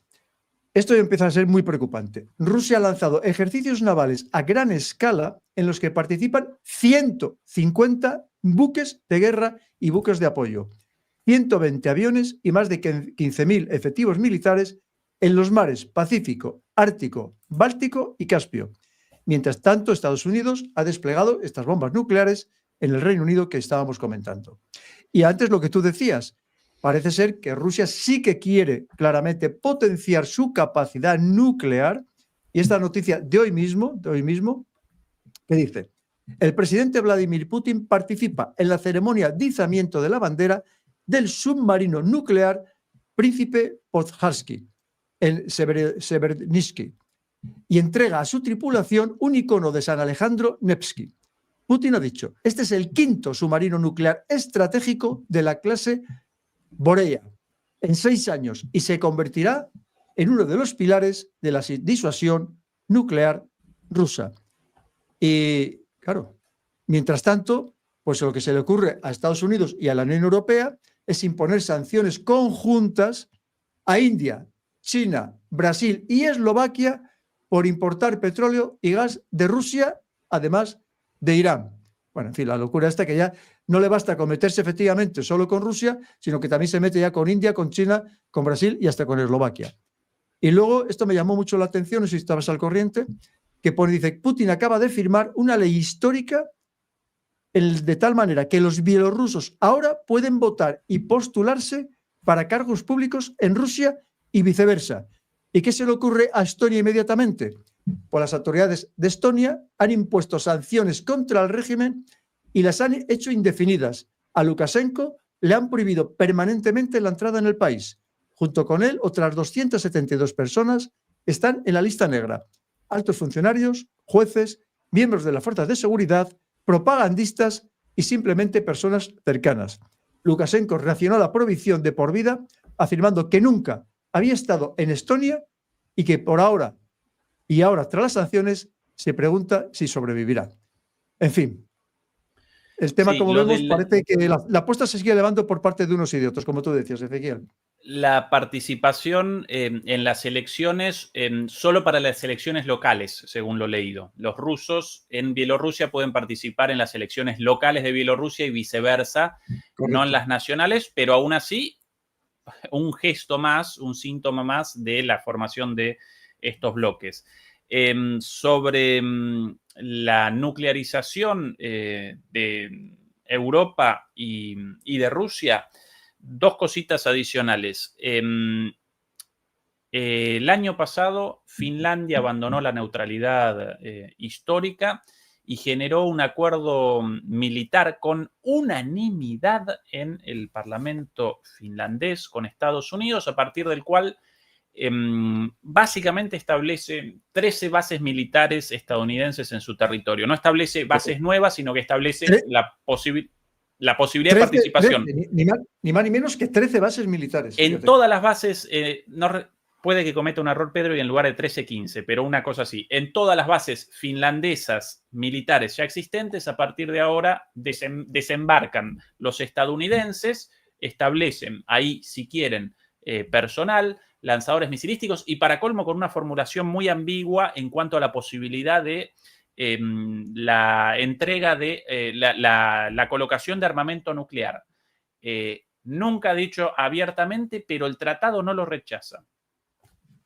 En la frontera con San Petersburgo, ahí nomás, en un movimiento de Finlandia para mí inentendible. Suicida.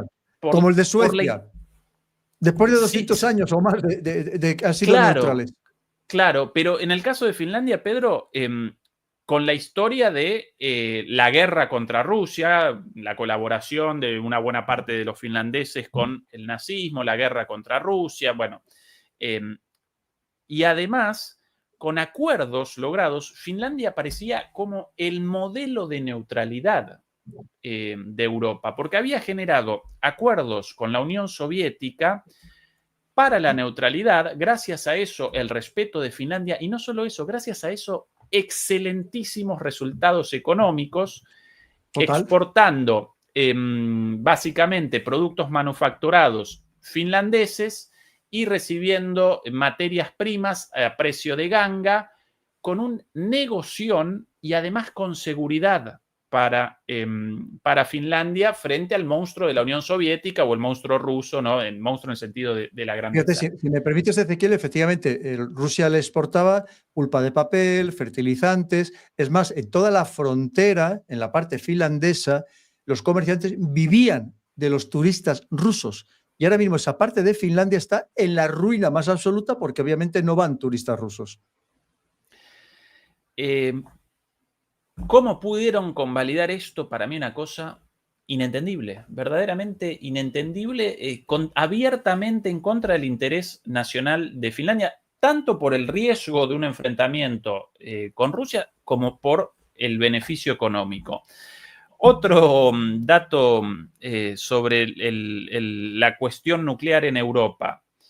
El año pasado, a propósito de Reino Unido y la colocación de cabezas nucleares, la entrega de cabezas nucleares, la disposición de cabezas nucleares ahí, entregados nunca porque siempre el botoncito en manos de los estadounidenses. El año pasado los británicos realizaron una prueba del lanzamiento de uno de los misiles Tridente desde un submarino, uno de los submarinos nucleares, los misiles con capacidad balística quizás no intercontinental, pero por lo menos hasta Rusia seguro que pueden.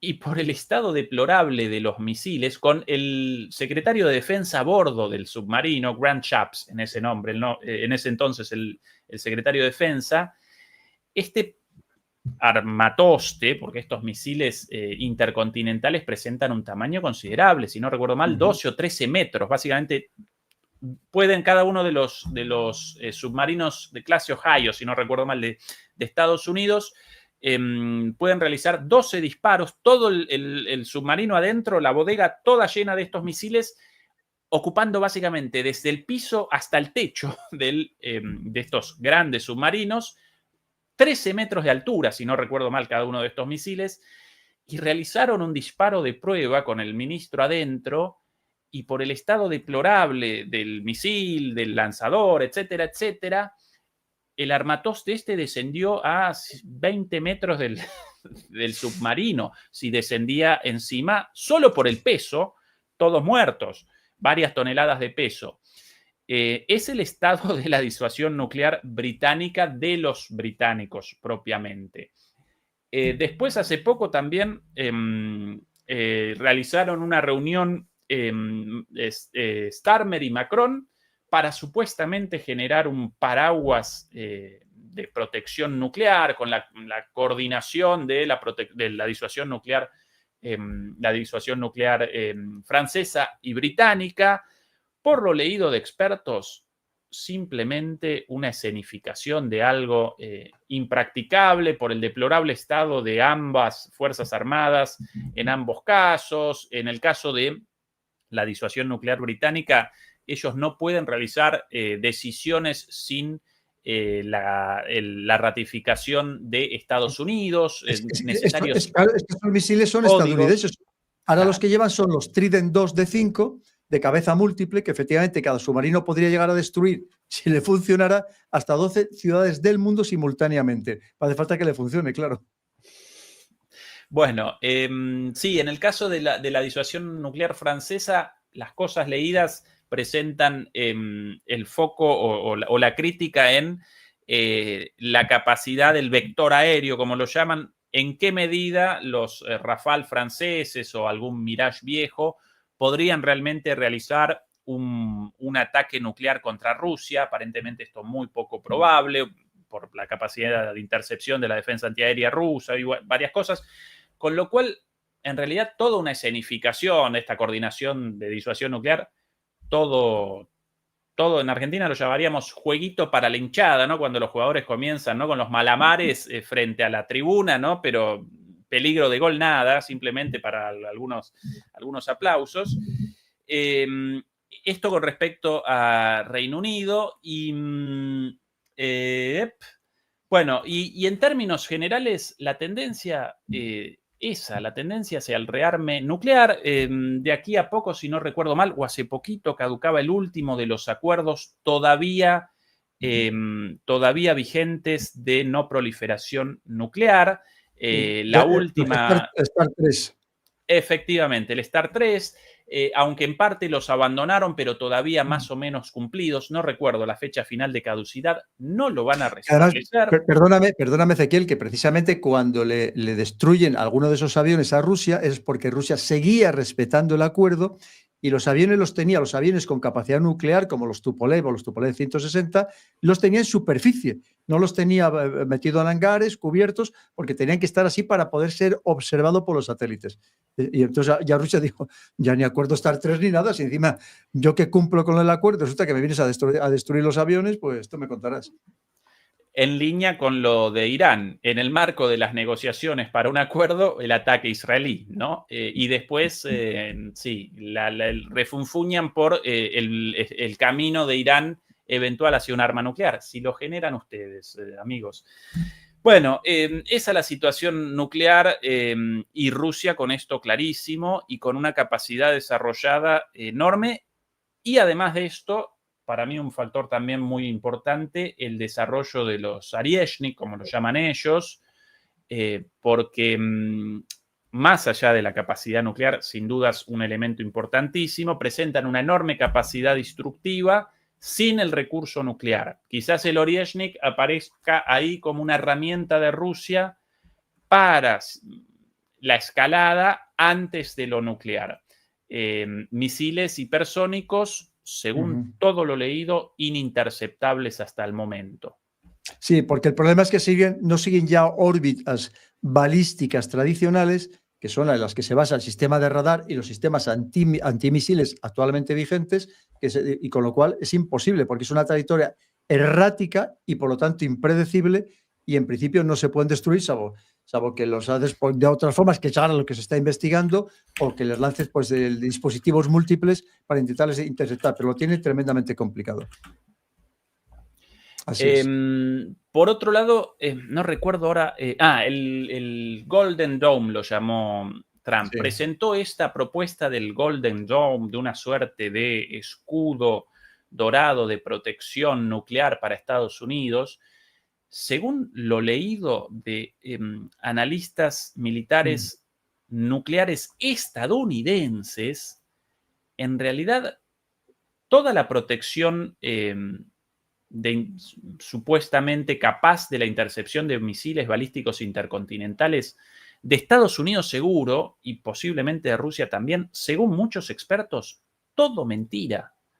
No Ya. pueden los Yo creo países realizar la intercepción de eso porque podrían, incluso con los misiles intercontinentales balísticos tradicionales, porque los sistemas de detección de estos misiles en el aire generan imágenes térmicas y cualquier país capaz de realizar el lanzamiento de un misil balístico intercontinental, incluso de los antiguos, también presenta la capacidad de que dentro de esos misiles aparezcan muchísimos señuelos, sencillamente ellos lo llaman globos, y eso genera aparentemente la misma señal infrarroja que estos misiles. Entonces, incluso vistas algunas simulaciones, en el mejor de los casos, en el satélite van a aparecer, en lugar de un misil o uno de estos vehículos de ingreso, como lo llaman, a las cabezas cayendo y cada misil con varios, van a aparecer decenas o cientos de puntos.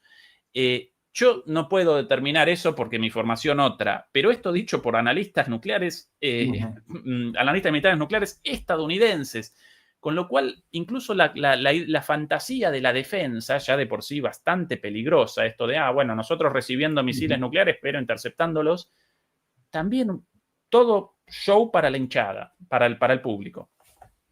Sí, ¿sabes lo que pasa, Ezequiel? Yo tengo la sensación de que todo eso ha sido un guiño a la industria militar tecnológica de Estados Unidos. Es decir, no os preocupéis que vamos a gastar, porque eso, imagínate, proteger todo el perímetro de Estados Unidos con esa cúpula dorada, claro, es que estamos hablando de decenas o cientos de miles de millones de dólares. Y es un guiño, decir, no os preocupéis que va a estar ahí, que a lo mejor no vamos a una guerra directa con Rusia, pero os voy a dar para que comáis con todo ese presupuesto, cualquier cosa. Pues mira, te pongo aquí es una noticia de la Unión Europea que es precisamente lo que tú has dicho antes. Made for Germany, inversiones millonarias para Alemania. El canciller Merz se ha reunido con altos directivos de empresas alemanas para lograr un objetivo común. Y fíjate lo que ha dicho, sacar a Alemania de la recesión. Lo está diciendo Merz, que está en recesión.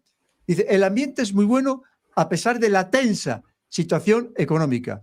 Exactamente lo que tú has dicho antes, Ezequiel. O sea, sí, es que es recuerda increíble. mucho a un tiempo poco feliz de Alemania y de Europa, ¿no? Esto de la carrera armamentística para reactivar la economía. Básicamente la política de Hitler. Eso es. Con perdón de la ironía, este Merz no puede ni siquiera eso, porque bueno, el genocida de Hitler perpetró un genocidio, la Segunda Guerra Mundial, un monstruo, pero la economía alemana la reactivó. Este no va a poder ni eso, por idiota, perdón.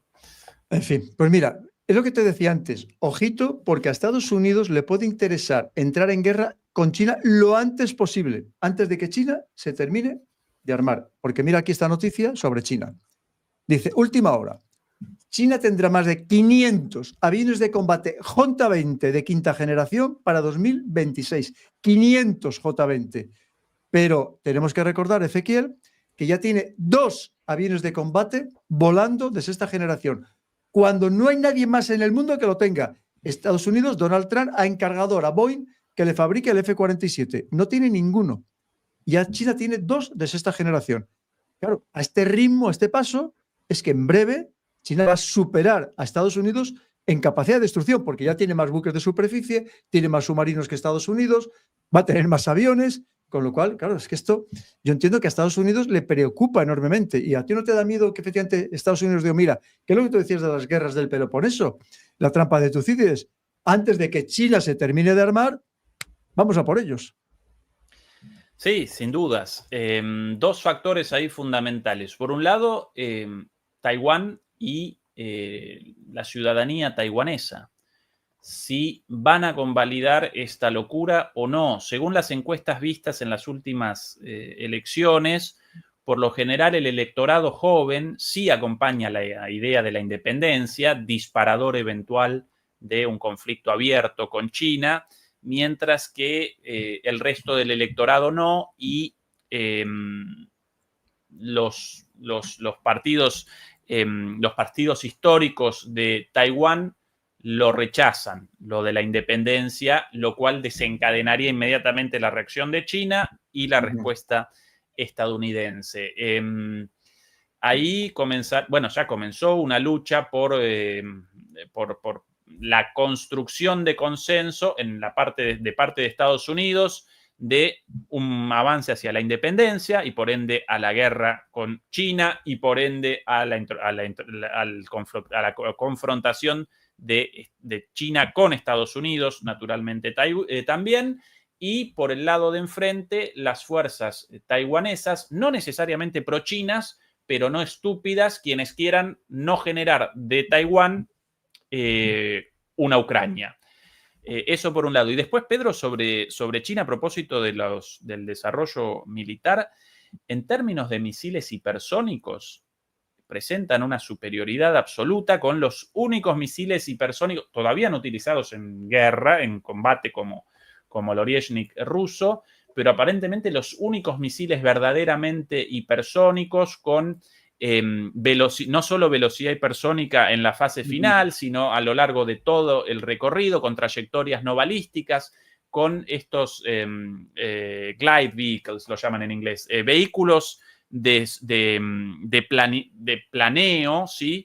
De manera que no desciende una cabeza, sino múltiples vehículos en trayectorias no lineales. Bueno, completamente ininterceptable. De hecho, ya solo las imágenes de los misiles Kinzhal en Ucrania generan a veces estupor. La velocidad, apenas pueden los cuadros de las cámaras generar una imagen de como un fogonazo e inmediatamente la explosión. No reaccionan siquiera los pájaros por la caída, por la energía cinética de los Kinzhales. Esos básicamente misiles balísticos hipersónicos aire-tierra transportados por avión, aparentemente con algunas capacidades de descenso irregular, pero bien lejos de los desarrollos chinos, y ya eso aparece por fuera de cualquier forma de intercepción, incluso posiblemente de los rusos también, ni los más modernos THAAD, ni los Patriot, ni los Iris-T alemanes, nada de nada. Y en eso los chinos presentan una superioridad absoluta reconocida por los estadounidenses. Estados Unidos abandonó el programa de desarrollo de misiles hipersónicos. Según Trump, los misiles chinos y rusos responden al robo de los planos de Estados Unidos, evidentemente el único plano en todo Estados Unidos guardado en una caja fuerte y robado por los chinos o por los rusos. Realizaron pruebas a lo largo de años, no pudieron, y es una tecnología fundamental para el futuro, y China con una superioridad total. De hecho, el desarrollo lo empezó Rusia. Lo que pasa es que China empezó más tarde, pero ya está en cabeza. Como dices, se están hablando ya de velocidades no de más de 5 Mach, que es cuando empiezan a ser hipersónicos, sino de velocidades de 10, 15 y hasta de 20 Mach. Pero es que Estados Unidos, efectivamente, de momento, por lo que se sabe, le ha fracasado precisamente todo su desarrollo hipersónico, por lo menos por lo que conocemos. Pues mira, y luego, por cierto, voy a poner una noticia sobre Turquía que me ha llamado poderosamente hoy la atención. Luego te la voy a poner. Mira, solamente muy breve sobre este tema de Israel, que dice: el jefe del ejército de Israel pide prepararse para una campaña amplia y exhaustiva en Oriente Próximo. El jefe militar israelí ha anunciado que el conflicto con Irán no ha terminado. Y precisamente te pongo aquí esto sobre Irán, que dice, bueno, el sultán títere, dice aquí esta cuenta, el Pashinyan firma un memorando secreto para convertir a Armenia en una plataforma estadounidense para una futura guerra con Irán. El diario español Periodista Digital afirma haber obtenido copia del acuerdo entre Armenia, Azerbaiyán y Estados Unidos para crear el corredor de transporte del puente Trump, que conectará el enclave de Azerbaiyán y su territorio continental a través del Zangezur armenio. El corredor de 42 kilómetros que atraviesa la frontera iraní será construido y controlado por estadounidenses durante los próximos 99 años y estará custodiado por un ejército privado estadounidense. Turquía tiene acceso sin trabas al petróleo y el gas de Asia Central.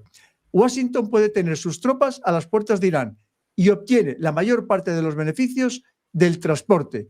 Y Armenia se convertirá en un peón sacrificatorio del nuevo gran juego. No sé si estabas al corriente de estos temas. Y es verdad que Israel está interviniendo en Siria, parece ser que ya va camino de conseguir el gran Israel, el acuerdo con los drusos, proteger los altos del Golán, en fin, toda la conflictividad que hay en Oriente Próximo, que no es poca. Y ya se empieza a hablar que los grandes inversores mundiales ya están empezando a invertir o a pensar en invertir en Gaza una vez que expulsen de allá a los palestinos.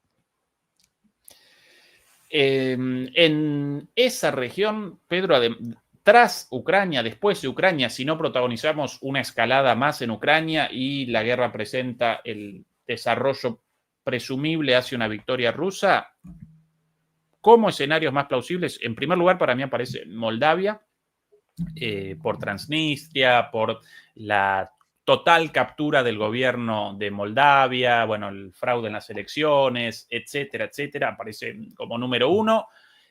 Por otro lado, naturalmente, los bálticos, pero junto a los bálticos, en segundo lugar, después de Moldavia, sin dudas, la región de Asia Central o la zona de Azerbaiyán o de Armenia, del Cáucaso, perdón, pero con Turquía jugando un rol muy importante en Azerbaiyán. Entonces, hay un factor adicional, quizás no del todo controlable por Estados Unidos, por las fantasías de poder de Erdogan y la idea de un nuevo gran imperio turco, etcétera, etcétera. Es un factor fundamental, pero el Cáucaso como un posible foco de tensión sin lugar a dudas, y Georgia por ahí también como otra de las posibilidades. Muy interesante. Pues mira, te pongo aquí nada, ya nos queda un par de cosas y luego vamos a dar paso a los comentarios y preguntas de nuestros queridos seguidores que dice: fíjate qué noticia más interesante, Ezequiel. Estados Unidos permite a Chevron reiniciar la extracción de petróleo en Venezuela. En Venezuela, pero vamos a ver. Pero Venezuela no es el enemigo declarado de Estados Unidos, mejor dicho, Estados Unidos no ha declarado la guerra a la Venezuela del señor Maduro. Yo te pregunto, Ezequiel, ¿tú no crees que si Maduro sigue donde está es porque a Estados Unidos y a los inversores estadounidenses les interesa? Porque ya no hemos vuelto a hablar de María Corina, de repente, lo mismo que en su momento le pasó con, ya sabes, el que era el presidente encargado de Venezuela, Juan Guaidó, cuando no le interesó a Estados Unidos, desfenestrado. Ahora ya, y resulta que vuelve otra vez Chevron, le autoriza a Estados Unidos a que siga extrayendo petróleo de Venezuela. Pero esto no es demasiada hipocresía ya. Sí, aunque en cierta manera predecible, Pedro, porque más allá de la política de Trump de endurecimiento de las posiciones de Estados Unidos desde México hacia el sur hasta Tierra del Fuego, en el caso de mi país, con la mayor de las sumisiones posibles, con la negociación del traidor a la patria de Milei, para una base estadounidense en Estados Unidos y cosas a ese nivel, ¿sí? De un gobierno de ocupación, pero más allá de eso, Trump comenzó una política de endurecimiento hacia los países americanos, pero en el caso de Venezuela, a pesar de que muchos a su alrededor, en su momento Bolton, pero bueno, ahora ya no Bolton hoy machaca y machaca contra Trump como uno de sus críticos más acérrimos, pero otros incluso Marco Rubio, querrían una política de endurecimiento contra Venezuela, pero no pueden porque si generan un desmadre en Venezuela con una invasión o patrocinando un golpe de Estado, inmediatamente eso va a determinar un aumento de los precios del petróleo y la escasez, muy perjudiciales para la política de Estados Unidos con respecto a Rusia, con respecto a China, con respecto a la India. Y recordemos que Estados Unidos ya hace varios años, gracias a la fracturación hidráulica conocida como fracking, abandonó la posición de importador neto y genera exportaciones a todo el mundo de petróleo o gas, pero según muchas fuentes está realizando un consumo de las reservas absoluto, siempre con la esperanza de que van a aparecer nuevos pozos, nuevas formas de extracción. Pero todas las reservas estratégicas las está despachando en un tiempo récord, entonces más conflicto con Venezuela, a pesar de las bravuconadas y, bueno, y de cualquier provocación verbal de Trump, no puede Estados Unidos porque ahí aparece el recurso estratégico del petróleo venezolano. Los venezolanos están conscientes de esto y entonces comenzaron una posición inteligente de sí, para las cámaras, qué malos los gringos, ¿no? Qué malo bloqueo, etcétera, etcétera, pero mientras tanto la negociación para reactivar los envíos de petróleo a cambio de la disminución por lo menos de las sanciones, la postura más inteligente posible dentro de la situación de Venezuela. Y Estados Unidos está acompañando esto, y no solo de esta forma, sino además con gestos, como el otro día intercambios de gente, de estadounidenses presos en Estados Unidos y de venezolanos apresados en Venezuela y después enviados a las cárceles de Bukele, de El Salvador. Esa es la situación ahí. Entonces, sí, querría Estados Unidos una escalada contra Venezuela, pero no puede por esa situación. Pues mira, te pongo ya la última noticia, que precisamente enlazado con todo lo que hemos estado hablando. Turquía presentó su primer misil hipersónico de fabricación nacional en una feria internacional de armas en Estambul, capaz de viajar a 5 veces la velocidad del sonido a baja altitud. Lo que pasa es que me imagino que, como tú decías, no será tan sofisticado, evidentemente, como el de los chinos, pero que sepamos que esto es otra carrera. Sabes que Irán nos sorprendió utilizando misiles hipersónicos, que tampoco se sabía, o por lo menos la inmensa mayoría de los analistas no conocíamos de su existencia, y nos sorprendió también utilizándolos. Pues mira, vamos a ya dar paso a los comentarios y preguntas. Como siempre, lo primero, las gracias a los que se hacen miembros honoríficos del canal, o por ejemplo aquí a Campanilla, que nos dice buenas noches, y por supuesto también buenas noches para ti, Campanilla. Y nos dice un compatriota tuyo, Diego Guine, desde Argentina. Hola amigos, preocupante panorama. Le dije a Alberto Iturralde hace tiempo que esto termina cuando Rusia hunda un portaaviones. Antes no lo creo. Ojalá me equivoque. Un gran abrazo a ambos. Pues muchas gracias, como siempre, querido Diego. Y nos dice nuestra buena amiga Fortuna Isabel, desde Dinamarca. En Dinamarca hablan hoy más de dinero para rearme y protección sanitaria por abandonar la Unión Europea, la Organización Mundial de la Salud. Hay que vacunarse contra el miedo y ejercitar las mentes para no perder la cordura, cuidar y ayudar a peques y mayores. Pues claro que sí, porque estamos en una fase de locura total y absoluta. Y nos dice finalmente Mike Thompson, hoy me ha escrito por WhatsApp. Mike Thompson es un seudónimo. Por cierto, te quería decir, Mike, que lo que me has pedido que contactáramos con una persona que te gustaría que trajéramos de invitado al canal. Ya mi equipo le ha contactado y estamos a la espera de su respuesta. Si accede, por supuestísimo, por nosotros encantado. Y sabes que siempre agradecido de las sugerencias que me hacéis. ¿Qué pregunta?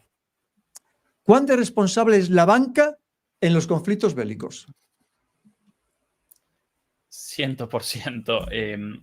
El conflicto no solo responde a la dimensión geopolítica, sino que también responde a la dimensión económica.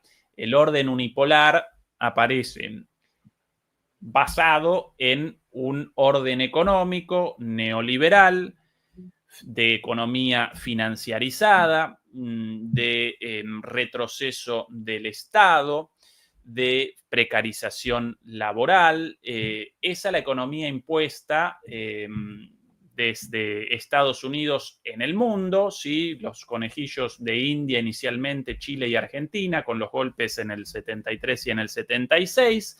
En los 80 comienza esto en Estados Unidos y con Reagan, y en Europa con Thatcher. En Europa, en el resto de Europa, según los países, en Alemania con Schröder en el año 2000, por la trayectoria de los estados de bienestar en Alemania, etcétera, etcétera.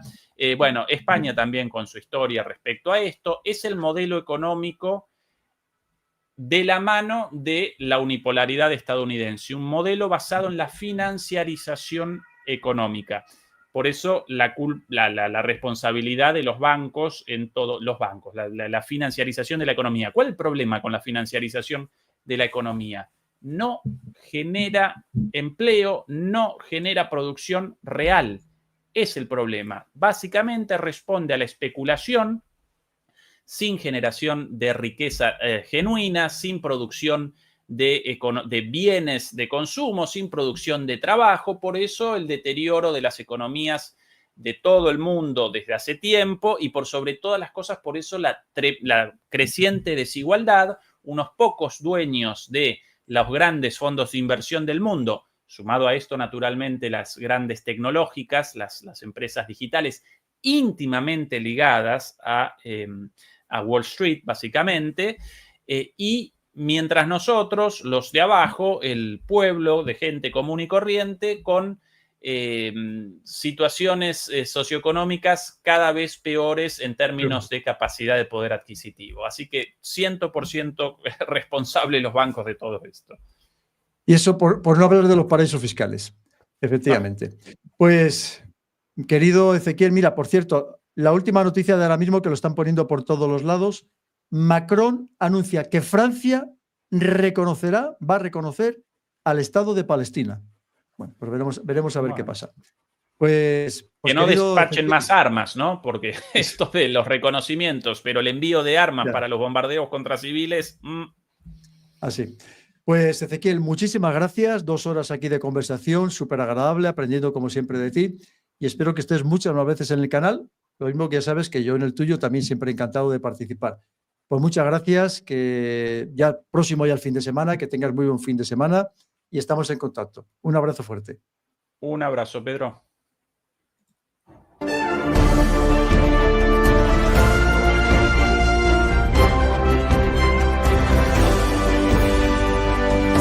El canal del Coronel. El análisis geopolítico de Pedro Baños.